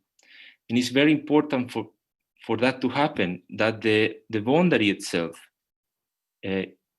embeds into the original manifold via a delta function, okay? And it is this delta function, the one that amounts you to think on the insertion of a local T. I will explain that in more detail. And the third ingredient that seems to be shared by defects and boundaries is that there are somehow when you put a metric on the manifold, you can somehow solve for the metric in a asymptotic fashion, okay? Pfefferman-Graham style, we can say. So since these three properties are shared by defects and boundaries, you can start thinking that we should treat them on an equal footing, okay? So if what I just said is correct, then you can immediately think on holography, right? Because since the dual non-gravitational theory is located in the boundary of the manifold, ADS in that case, you can immediately ask whether if the above is true, whether if that CFT located on that boundary should somehow be visible on the defect, on the bulk defect already, okay? So in what follows, I will try to argue that this seems actually to be the case, okay? At least in some very particular cases. So here is the outline, is very, it's only two parts. The first 2 points deal with the anti-de Sitter case, where I set up some scheme here, and finally, as an evidence of the idea, I compute the Brown-Henault central charge, okay, of a two-dimensional CFT. And then essentially, I will show the same in a rather different fashion for the Sitter space, okay? So here we go. Let's think now on anti-de Sitter space. And let me first recall the three properties I mentioned at the beginning, okay? So topologically, anti-de Sitter space is just a disk or a ball, okay? So it's good to think on asymptotically hyperbolic ADS space just as the formations of that ball, okay? So here I have a picture. The boundary of the ball is going to be the boundary of ADS, of course. And as I mentioned before, the three properties that are relevant for me, or in general for holography, are somehow not very stressed sometimes, but the fact that the boundary of anti-de Sitter space has secretly encoded some delta function, that is crucial, because that delta functions is essentially the insertion of a local stress energy tensor. And you know that when you have a stress energy tensor, you don't need much more to define a conformal field theory, at least formally. Okay. The second ingredient is the conformal structure at the boundary. Okay, and there you, for better or for worse, you have to put coordinates on the manifold. And well, these are the canonical coordinates, where R is the so-called defining function. But since this defining function is not unique, you can rescale it by some non-zero function, omega, and then that will naturally induce on the boundary not only an induced metric, but a full conformal class of metrics. Okay, all of them related by this factor of the rescaling factor evaluated at the boundary. Okay, that here I took to be at R equals 0. That is the second ingredient. And finally, when you think on holography, there's a very important result by Pfefferman and Graham that date back to the 80s, which say that this part of the metric H can be formally expanded in a power series of the radial coordinate. Okay, and one of the particular properties of this expansion is that it only contains even powers of the radial coordinate.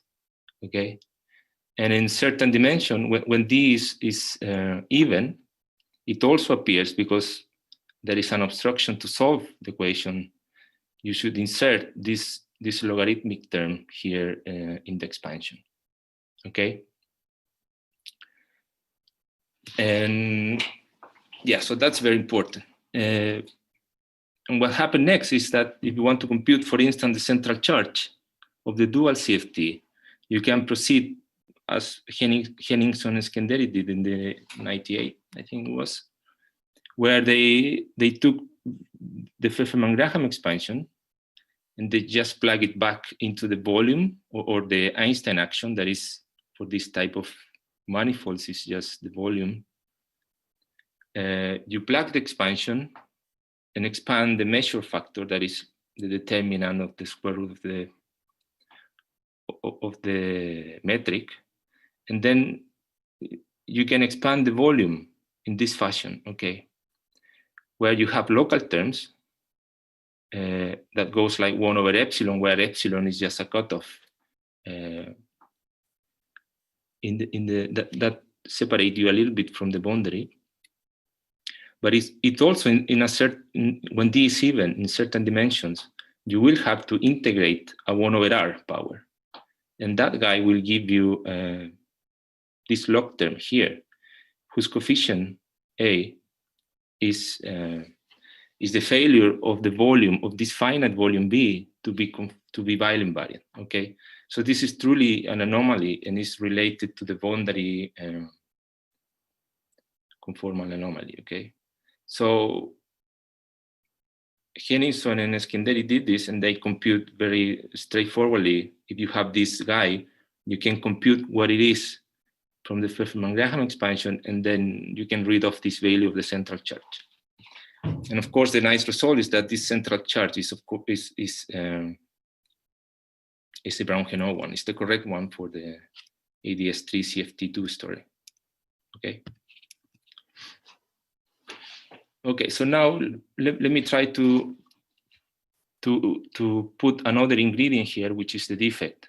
Okay, so again, it is convenient just to think on the defect configuration just as a deformation of the smooth geometry. Okay, so when you act with set Q on the manifold, let's say, the orbifold parameter, the Q deformation, really introduce an extra.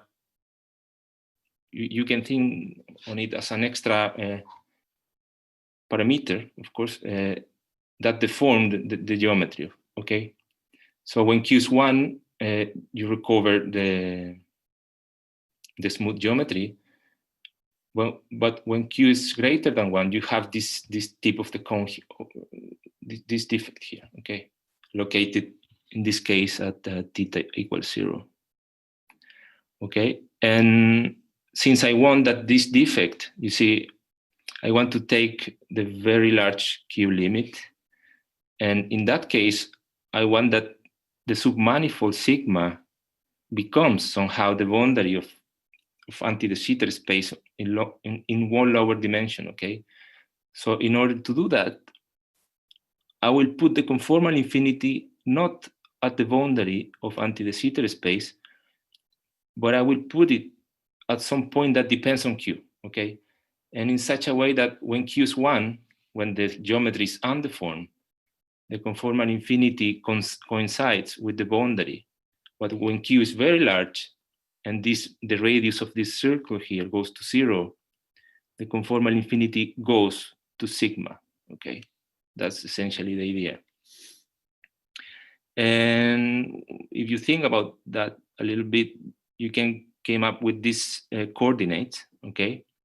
Where you see here, you have to put a metric on the manifold because you want to have a conformal infinity. So you pick this defining function, the sine of theta q, where theta q is the shift of the polar angle of the ball. And also you act with set q, this 1 over q squared guy here is acting on this two sphere here, okay? And that metric has all the properties I just mentioned here, okay? So when you take the q infinity limit, the angle theta sub q is just theta, and also the d plus 2-dimensional manifold x, which is just ADS mod set q, becomes a lower dimensional manifold that I call M, okay? Because you essentially just drop the extra circle here inside the S2. And in that limit, the defect sigma becomes the boundary of M, okay?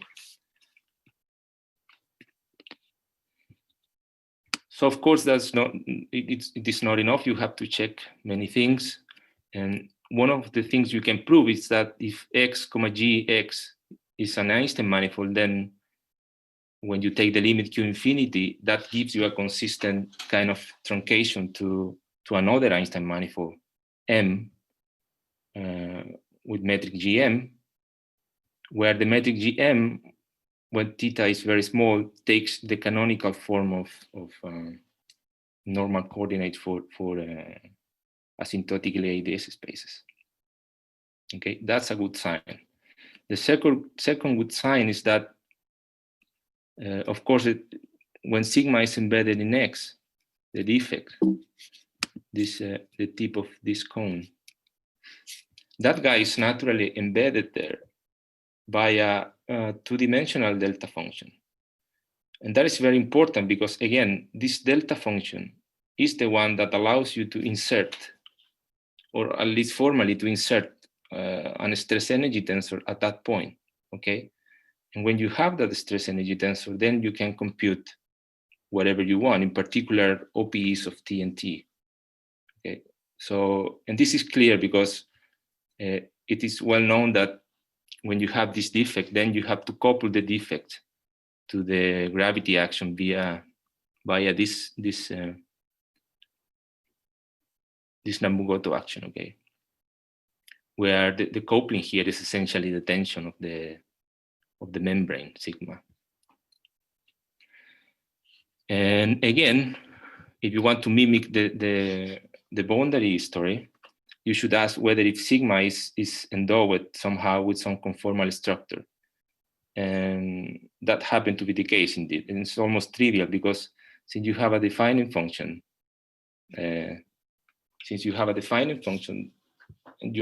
that function is clearly not unique. So when you shift, or better say, you rescale the defining function by some factor omega, then on the defect, you again have a very natural conformal class of metrics, all of them related by this omega square factor at the location of the defect, okay?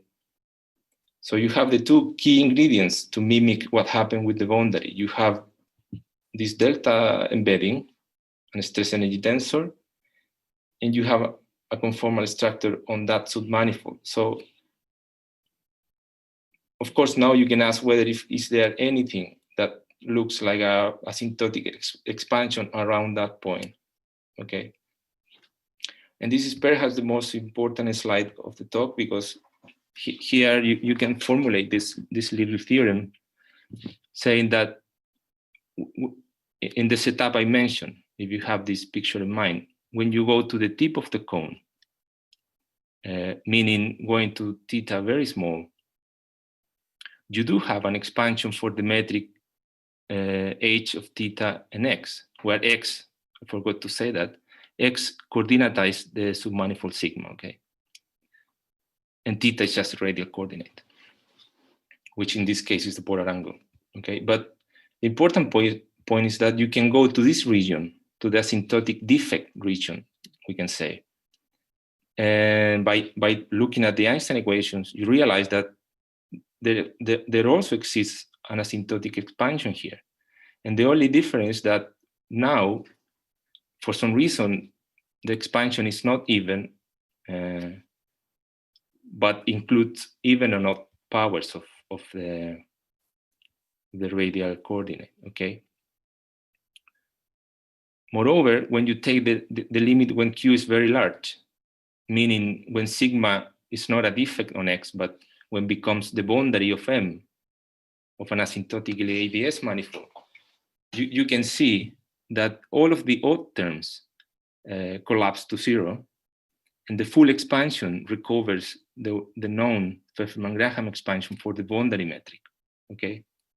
So really, this asymptotic expansion story seems to be derivable from the defect in the interior of a higher dimensional manifold, okay? That's the crux. Sorry. Well, some comments now are of course needed.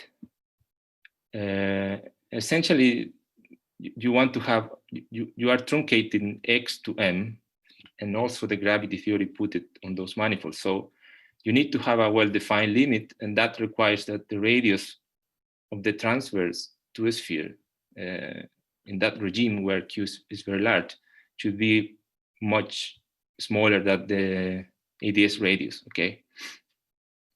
And also there is an extra constraint that comes from the Einstein equations on one of the transverse coordinates, okay? But that constraint seems to be very natural in the sense that it is only a deformation of an undeformed constraint, okay? When Q is 1, if I go back here to this metric Gx, when Q is 1, this metric is pure ADS when H, this metric H, fulfill this constraint. It's essentially an Einstein equation for the submanifold, okay? So if you want to recover the Fefferman-Graham expansion in the Q infinity limit, you should impose an extra constraint that is the deformation of this one, okay? Which is kind of natural.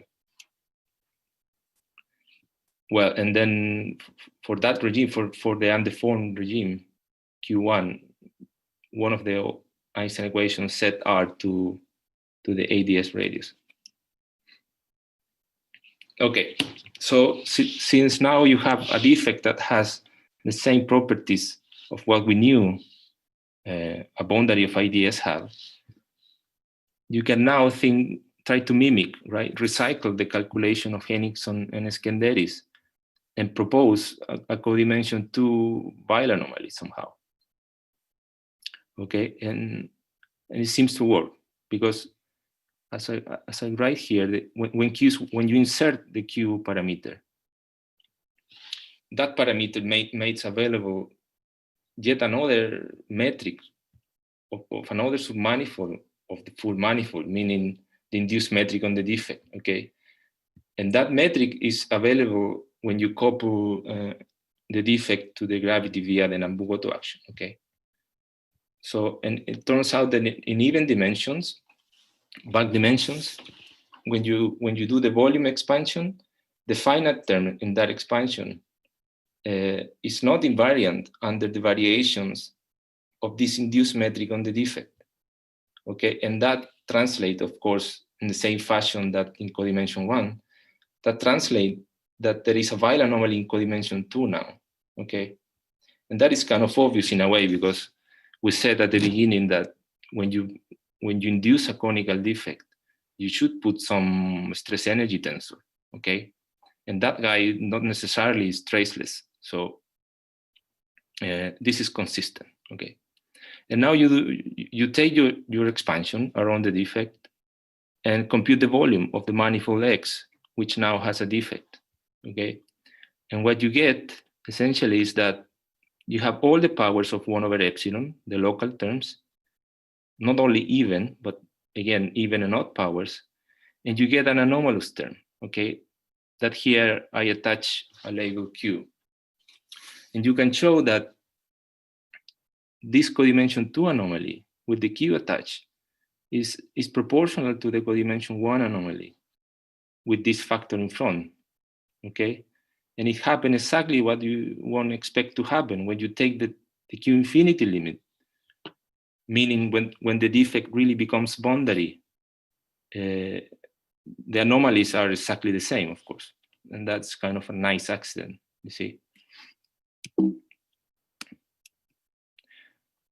And in that way, when you can continue with the calculation and then go to the simple case of 2 dimensions, two defect or boundary dimensions. And by going to the classical conformal anomaly equation, you just compute this central charge, which now depends. 5 minutes left, Cesar. 5 minutes. Oh, okay. So you compute this central charge, which is Q dependent. Okay. And importantly, again, in the transition of defect to boundary, the central charge characterizes what you could think of like conformal field theory on the defect, okay? And when the defect becomes boundary, meaning when Q goes to infinity, you recover again the Brown-Henault central charge. And that's the point, that's the main point here, okay? So it seems that the bulk defect already encodes some theory that in the large Q limit where sigma becomes boundary, then becomes dual field theory or something like that. Okay. So since I already have 5 minutes, let me just say a few things about the sitter. You can now do the same in the sitter, but here, since we don't have the Pfefferman-Graham construction, we have less structure. So we should be more basics, and let me go straight to the point here. What you do essentially is that, well, here is the sitter space. You can think of it as a sphere. And then when you act with ZQ, you generate 2 defects, okay? Which in turn are the fixed point of the ZQ action and all of that. The key point is that when you reduce the full gravity action down to the defect, that action is just a broken phase of the Liouville theory action, where you give to the Liouville field a very specific VEV, okay?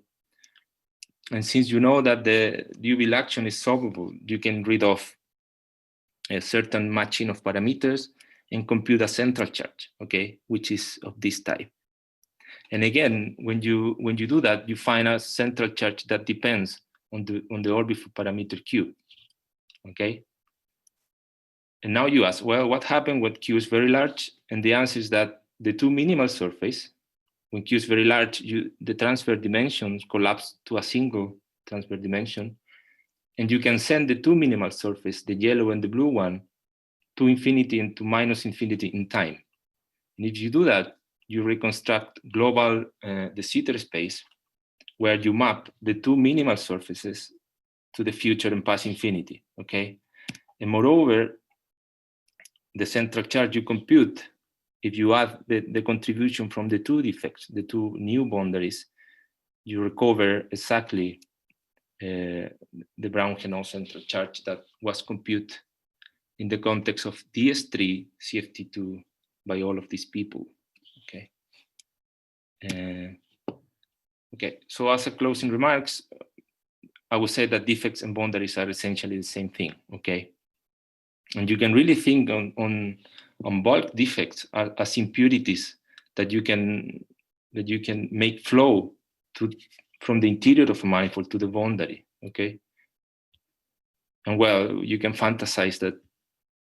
I mean, there is a chain of dualities when you assign Hilbert space to defects and boundaries. Okay. But I think that's all. Thank you. Okay, thank you, Cesar. Very nice talk. We are going to start with some questions. I can see Ignacio. Go on.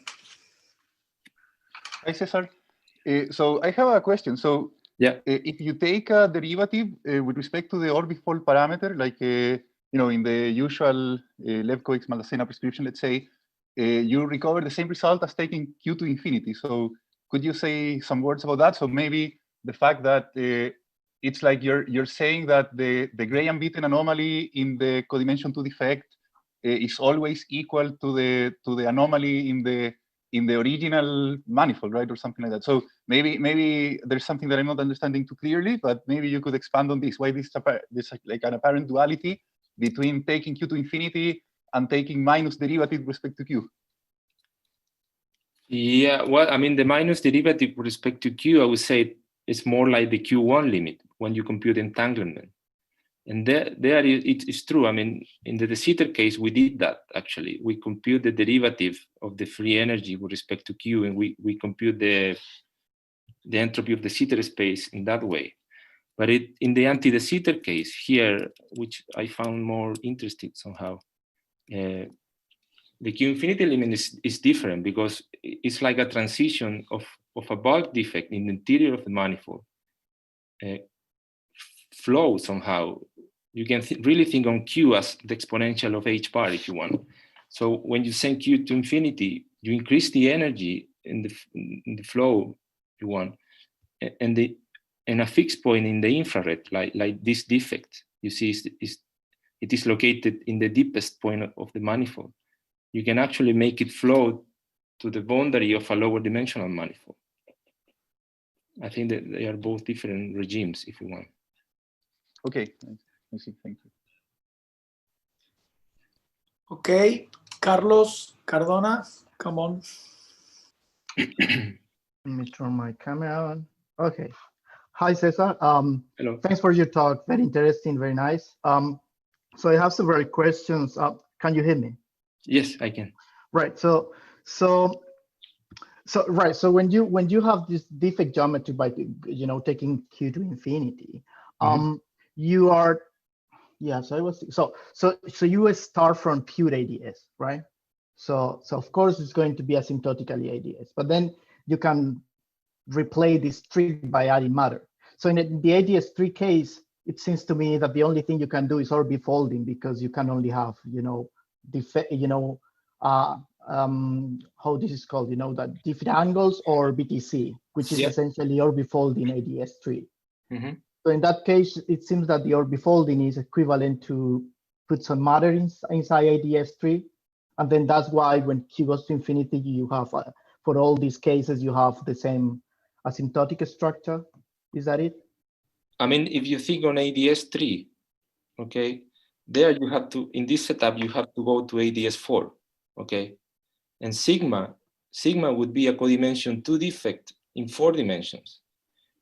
Okay, so when you take when you orbifold ADS4 and take Q large, you land in ADS3, where now the defect is the boundary of ADS3. Okay. So I see. That's all. Right. So you can maybe do yet another orbifold within ADS3, but that's different. It's another one. I see.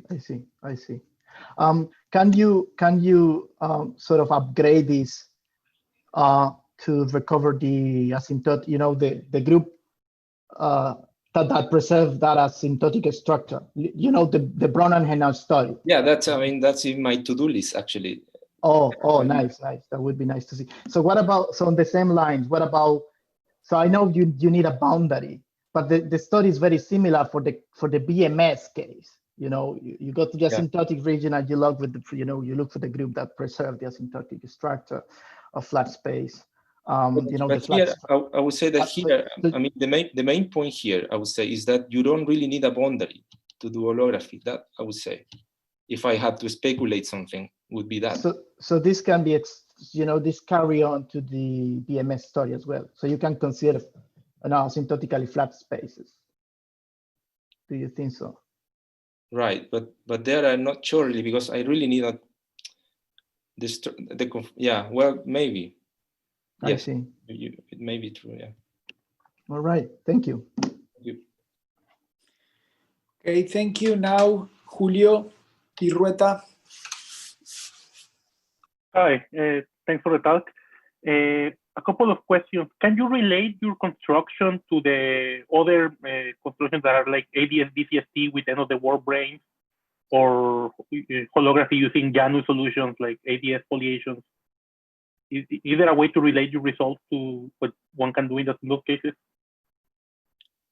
Well, this defect is somehow an end of the world brain, depending on how do you find that. But yeah, this construction of orbifold in the bulk manifold is what typically people do when computing replicas. You see, this sigma would be some minimal surface in that language. So I'm not sure, but it seems that there is many things that are common in the construction. Okay. Another question: in higher dimensions, the structure of the trace anomaly of this delta contribution of the boundary, the stress tensor that the boundary induces, in higher dimensions, it becomes a little more complicated. There is different geometric invariance one can control. Yes. Yeah. And there is different central charges one can obtain. Would your construction be able to obtain prediction for those different central charges? Yes, you can think on essentially this expansion here. Where is it? Here. This expansion here holds for all the dimensions. Okay, so you can read off the anomalies in the same fashion, right? The only thing is that when you go to codimension 2, you will have essentially the codimension 2 anomaly will be the codimension 1 anomaly plus 1 over q corrections.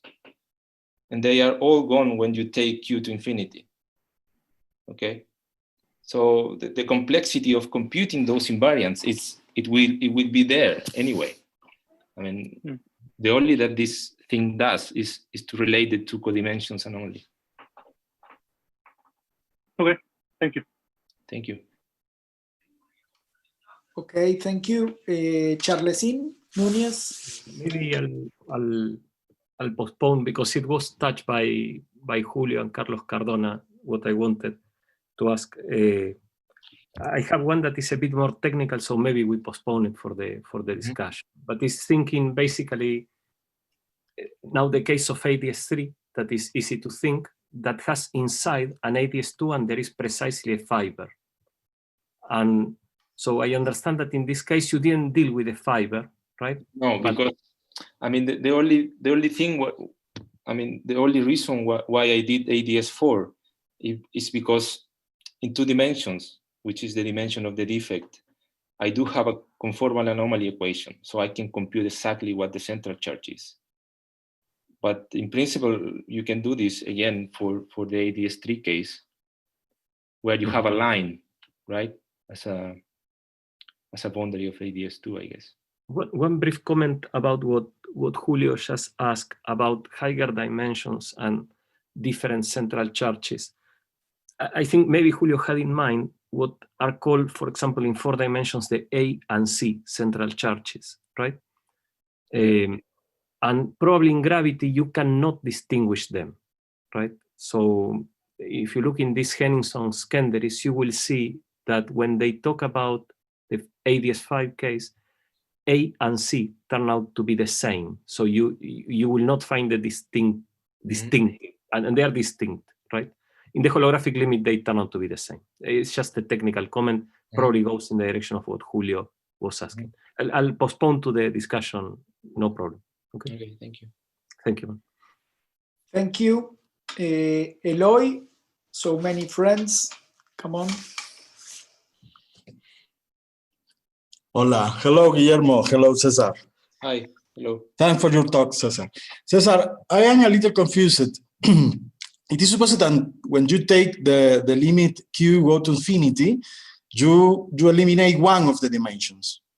So yeah, you go from an even dimension to a odd dimension. But it is supposed that the Pfeffer-McGraham expansion, in the Pfeffer-McGraham expansion, you don't have log terms in odd dimension, only in even dimension. So why a log terms appear in the limit? It's not supposed to be there, no? No, maybe I was not clear enough. I mean, the evenness and the anomaly story in the Pfeffer-McGraham construction refers to the dimension, the boundary dimension, which in this case is D.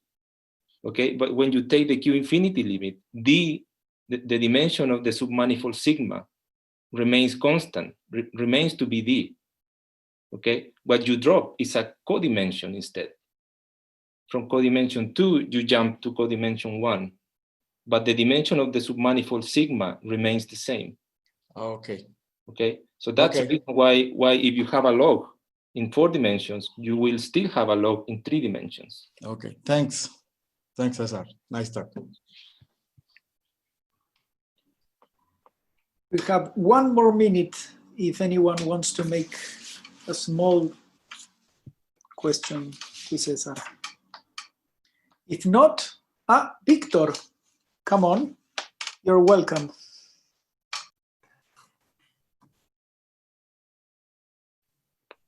Hi, Cesar. I would like to know how would you include changing boundary conditions in this prescription? So you may have deformations in the holographic context, right? And they are usually changing some boundary conditions, say in the metric or in the fields, in the matter fields. So what will be that in your case, in your study? Yeah, you mean if... So it seems like the boundary conditions are fixed by your prescription, right? Sorry? It looks like your boundary conditions are fixed by your limit. When you take the Q into... Yes, indeed. That's a very good question. And to be honest, I don't know the answer, okay?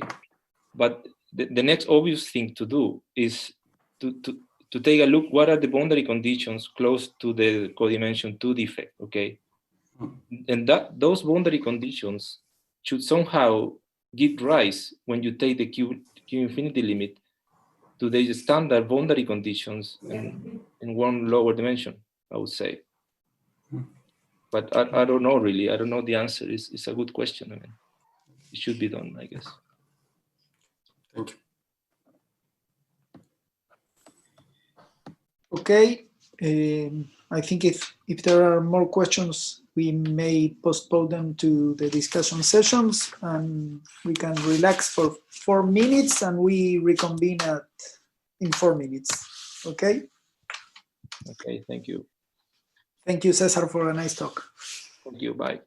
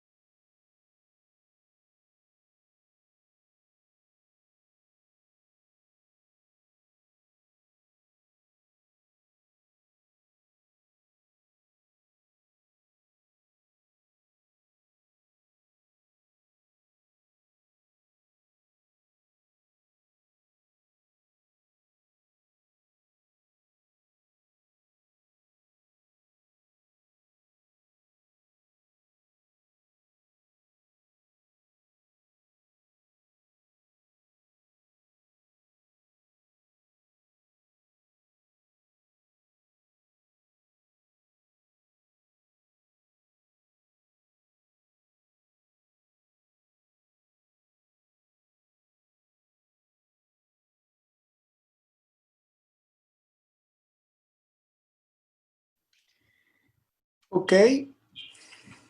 So, well, Sanjit is finishing.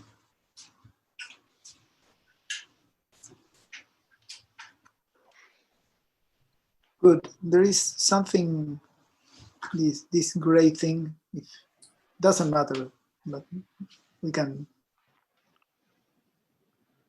Oh, it might be. Oh, actually, I wonder if it's the call. Here, let's try this again. Is it on the right or? It was on, when I was looking at it, was on the right. Yes, it's on the right. Or when you have your mouse. Okay, that's okay. It's not there anymore. Okay, awesome. Good. Okay, so now we have Sanjit Sashi, and he will be talking about quotients, ADS, and boundary CFTs. Sanjit, welcome. Okay. Thank you for the introduction, and thank you all for being here. So yes, today I'll be talking about ADS-B CFT constructions using quotients, and this was some work I had put on the archive about a month or two ago. So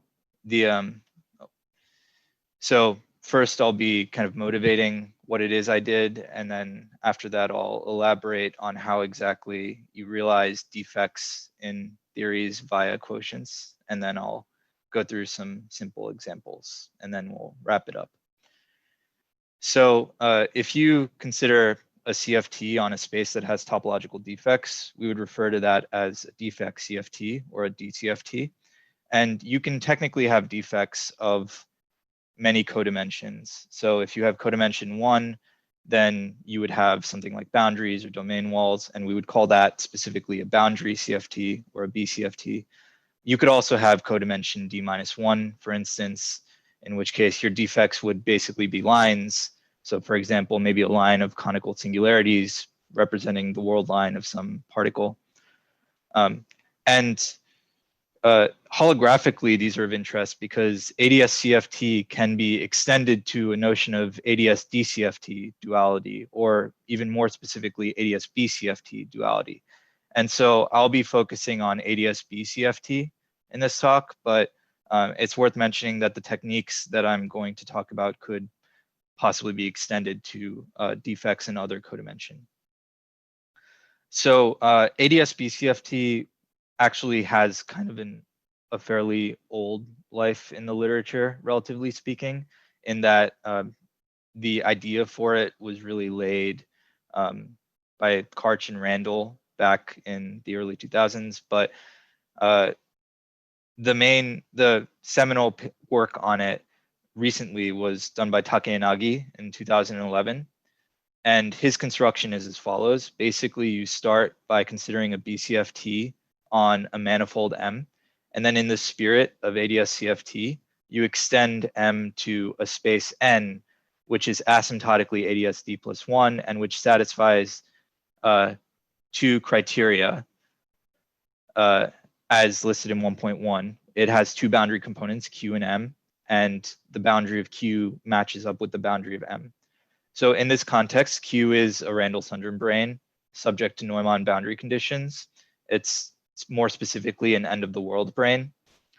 And it's effectively anchored. The way to think about it is that Q is anchored to the boundary of the BCFT. And these pictures were pictures in Takayanagi's paper that he used to illustrate this idea. Now, as for quotients and how those might be related, so just as a reminder, quotient space is one in which we take a metric space and identify points that are related to one another by some discrete set of isometries. And if you do this in ADS, you actually end up getting up to potential orbifold singularities. Mostly, you get locally ADS spacetimes. And this concept of quotient spaces has been used in the past in order to construct multi-boundary wormholes in ADS3. This is a story that goes back to the BTZ construction back in '93. But in those cases, you had no orbifold singularities in the quotient space, in the fundamental domain of the quotient space itself. The quotient space was effectively just locally ADS everywhere. But so we can ask what might happen if we have orbifold singularities that are just completely unavoidable and that have to be included in the quotient space. And those will actually let us realize ADS-BCFT constructions, starting with the bulk geometry and just working with that, instead of Takayanagi's approach, which started with the BCFT manifold and extended it. So our goal ultimately will be to use quotients that have those orbifold singularities in order to construct very explicit defects. And I'm just going to talk about 3 dimensions just for simplicity. It's much easier to think about 3 dimensions. But the ideas could maybe be translated to higher dimensions as well. Okay, so regarding how you get defects from quotients. So first, a little bit of review. An isometry is just a metric preserving transformation, and isometries of some manifold will make up a Lie group. So for ADS-D plus 1, that Lie group is the D-dimensional conformal group. And in general, you might expect the Lie group to actually have several connected components, including, say, the identity component, a parity component, things like that. And a killing vector is, in this context, to be thought of as an infinitesimal generator for an isometry living in the identity component. That's because killing vectors live in the Lie algebra, which is a tangent space to the Lie group at the identity itself. So generically, isometries can consist of exponentiated killing vectors composed with isometries living in other components, so parity, time reversal, et cetera, et cetera. We have a pretty clear step-by-step procedure for how we quotient. First, you pick your discrete set of isometries that you want to use for some background metric space M. And then for every point in M, you identify it with its image, with its images under the isometries that live in O. And that's line 2.1 here. So we denote that quotient space or orbifold as M mod O.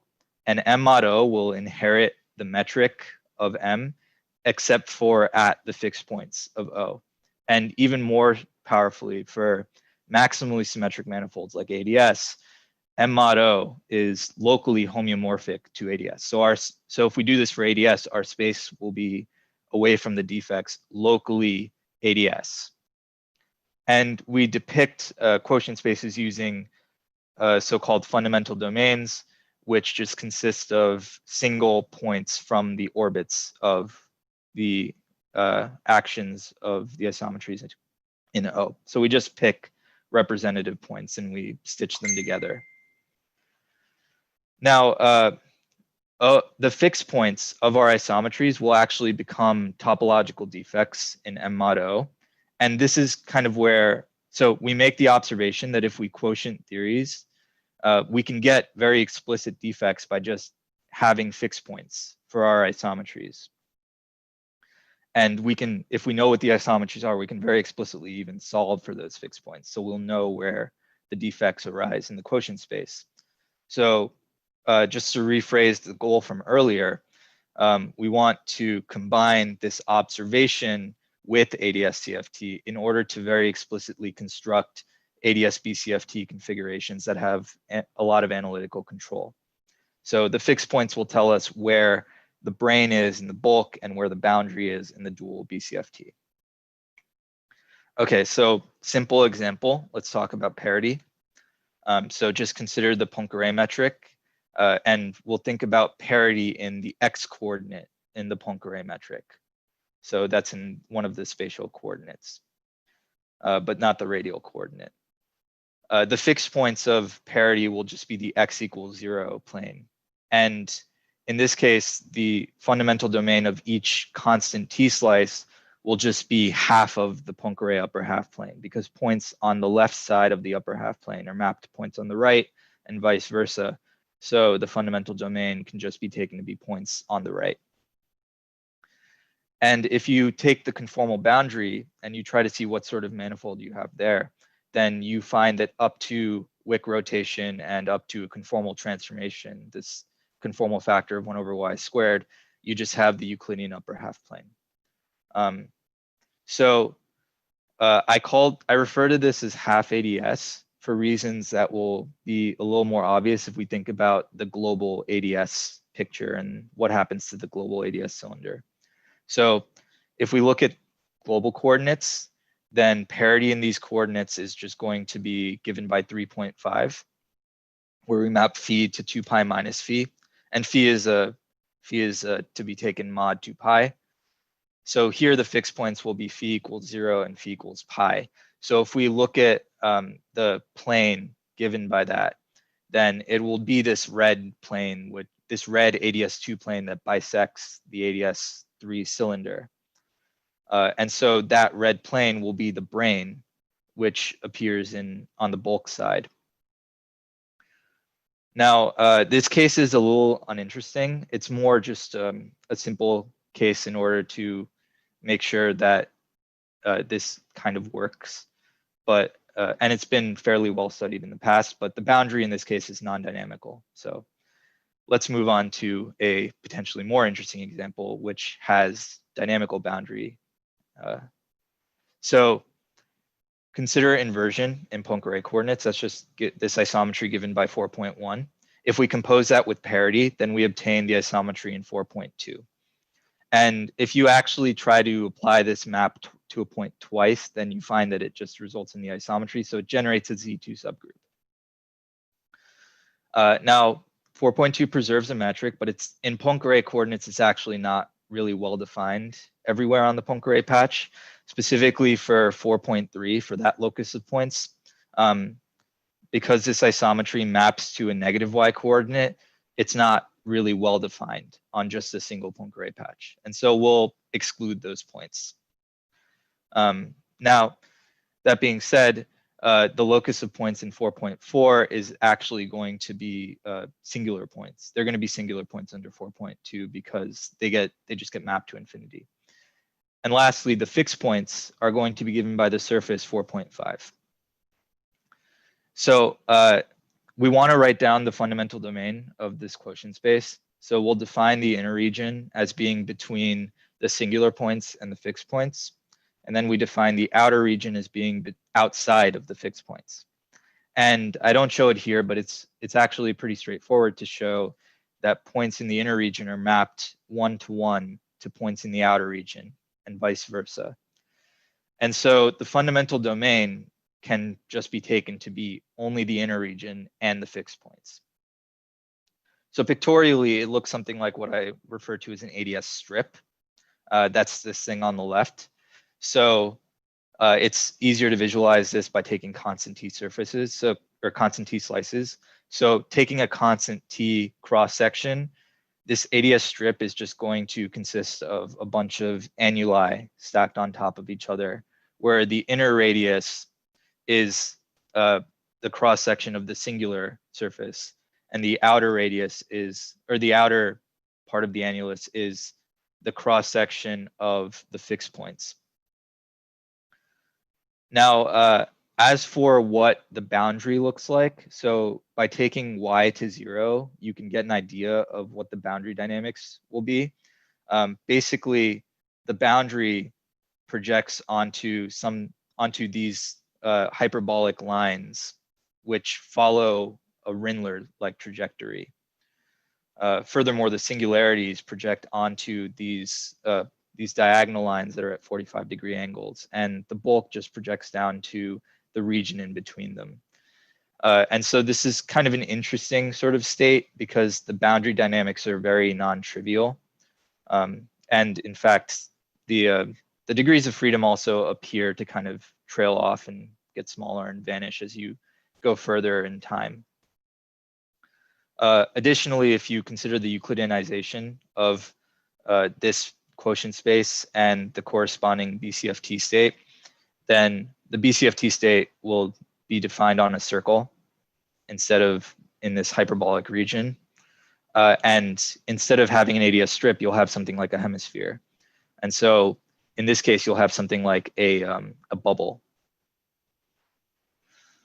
Okay, so to wrap it up, basically what we talked about was combining ADS-CFT with this quotient technology in order to get specific ADS-BCFT configurations, including end-of-the-world branes as discussed by Take and Agi.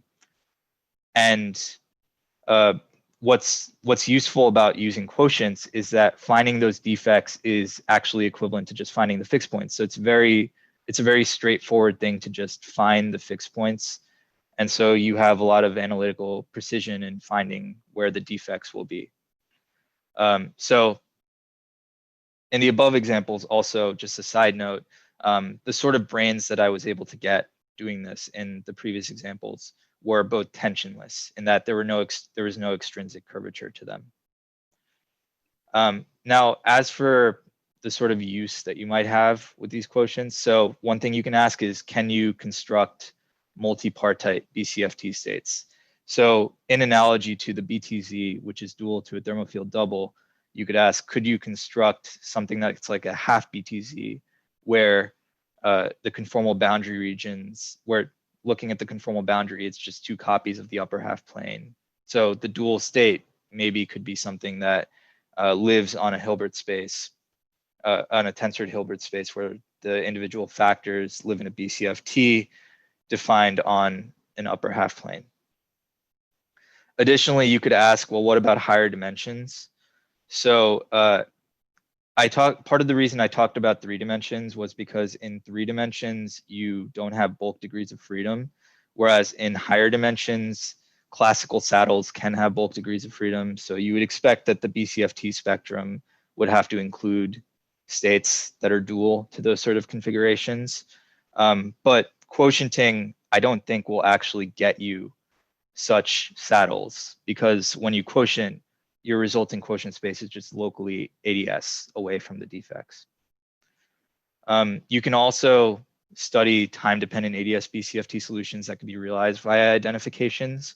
And that was actually something that's been done kind of recently by Cavalcanti and Melnikov, where they studied so-called bubble quenches using similar technology to what we considered here.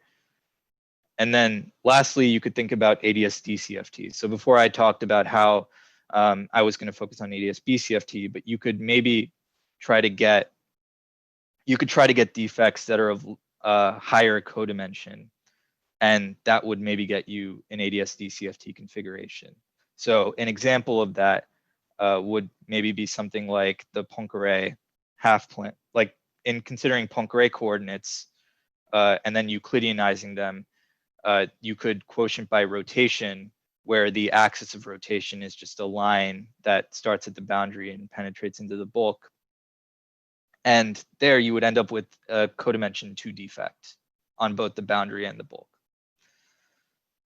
So I'd like to thank Elena for her help with this, Andreas Karch as well, and another fellow graduate student, Mohammed Ali Shepper. And I'd also like to, again, thank the organizers, and I'd like to thank you, the audience. Okay, thank you very much, Sanjit. Very nice talk. Okay, we are very good on time, so we are open for questions. Eloy, please.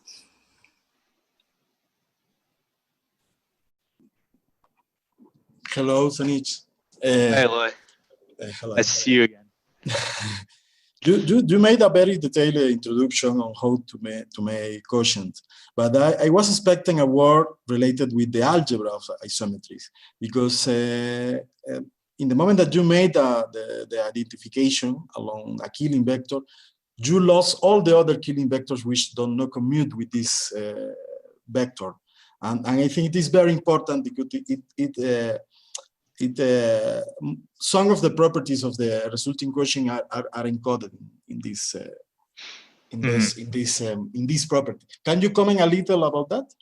Yeah, so just to clarify, you mean like what sort of isometries would still remain after quotienting? Yes. Yeah, I believe you would have to look at which if you're looking at the Killing vectors and the isometries in the identity component, you would look at things like which Killing vectors might commute with whatever Killing vectors you were quotienting by. It's a little, I guess it's a little unclear to me when you're looking at these sort of constructions that have fixed points though, because the isometries themselves aren't just generated by Killing vectors. Because in the cases I discussed, the isometries are actually, they're a combination of maybe something generated by killing vector, but composed with parity. And so, yeah, I guess it's a little, I guess it is kind of vague, but it is maybe worth thinking about which isometries survive into these quotient spaces. Okay, and maybe you know that you are interested in do the same trick in higher dimensions. There is a classification of the identifications of ADS in higher dimension. It is due, I think, to Figueroa Farrell and collaborators. Do you know that? No, I don't. Yeah, this is a good starting point. Okay, interesting. Okay, thanks. Thank you. Thanks, Anish. Thank you. Juan, please. Yeah, hi. You mentioned that at least in the examples that you present, you have a tensionless brains, but is there any abstraction to include tension actually? Because it might be relevant for computing rangy entropies, for example. Yeah, that's a good question.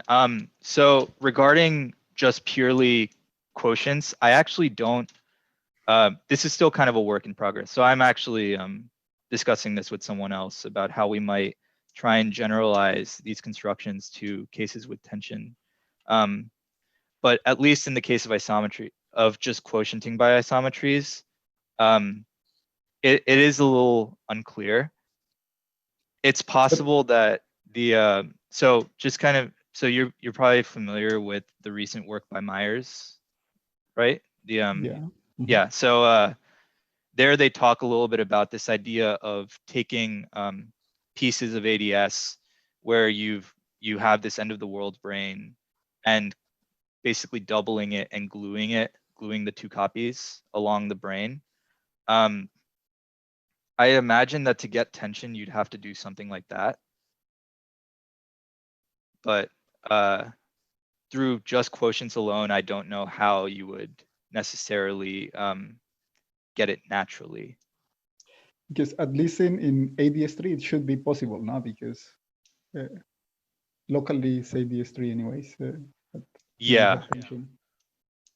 Yeah. But I guess the short answer is I'm not clear on it right now, but it is an interesting thing to think about. And it is something that I am trying to work on. So. Okay, thanks.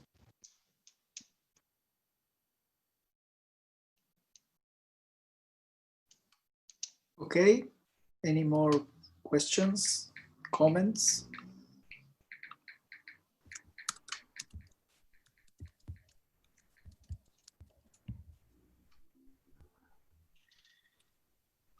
Jorge. Hola. Maestro. Hey. Yeah, let me ask you, sometimes when you make an identification, you have to cut off part of the space because otherwise you'll get closed time-like curves. Are you worried about that when you make the identifications, or you don't care? Yeah, so at least for the case of parity, I don't really care because I don't, in the case of parity, since you're making an identification along a space like, along parity in a space like coordinate, I don't think you would get closed time-like curves. For the inversion plus parity, that too, I don't think you get closed time-like curve. But yeah, I mean, it is a good thing to check. It's an important thing to check for sure. Because I believe that would give you some sort of horizon if you do end up having that, if you do end up having like a region with closed time-like curves. Right? Also, you may lose orientability if you make identification by discrete groups, right? Yeah. Yeah. And so causality and things like that may be spoiled. Okay. Yeah. Thank you. Thanks.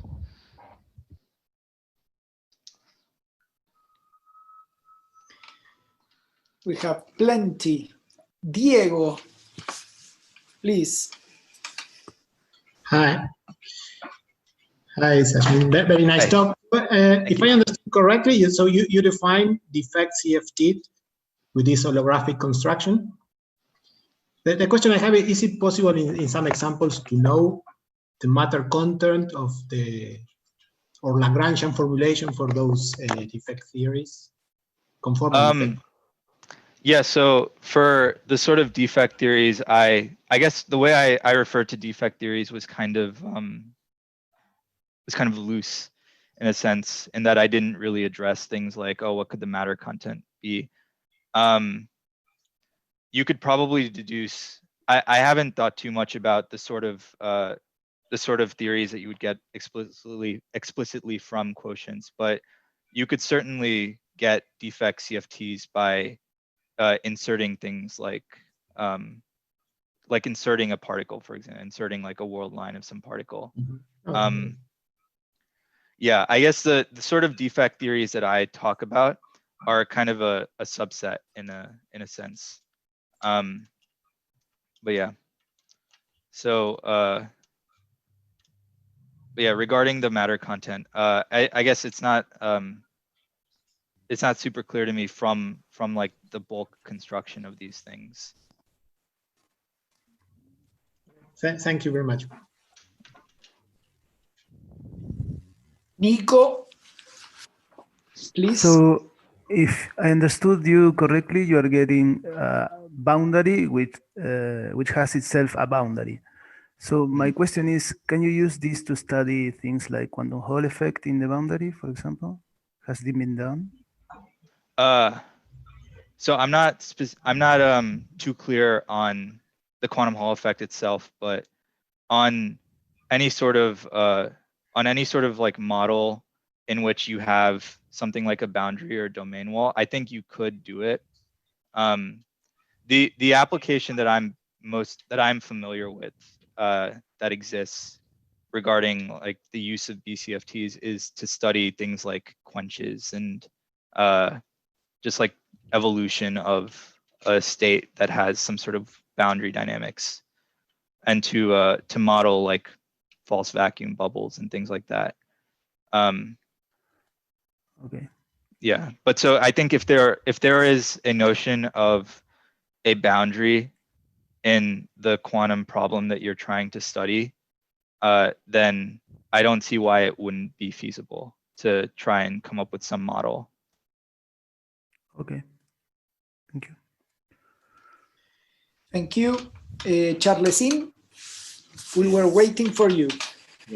Sanjit, so this follow-up of the question that Diego Correa asked. So he asked you if you can write the Lagrangian for the theory of the defect, and that's maybe too much to ask, but could you write the T mu nu on the theory of the defect and the correlated function of those T mu nus?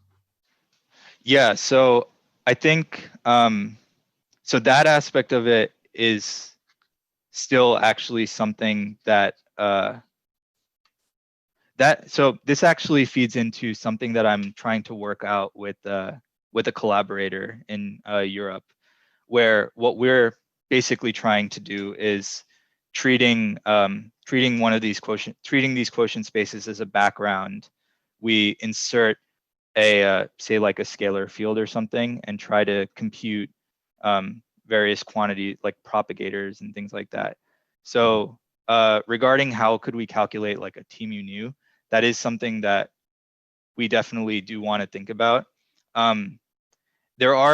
It's worth mentioning, there are some rules regarding calculating these sort of like any sort of field or any sort of like tensor on these quotient spaces, where I believe it has to do things like respect the symmetries that you're quotienting by in some fashion, to avoid like things being not well defined. But yeah, I think it should be, it's an open question. Thank you. Any more questions or comments?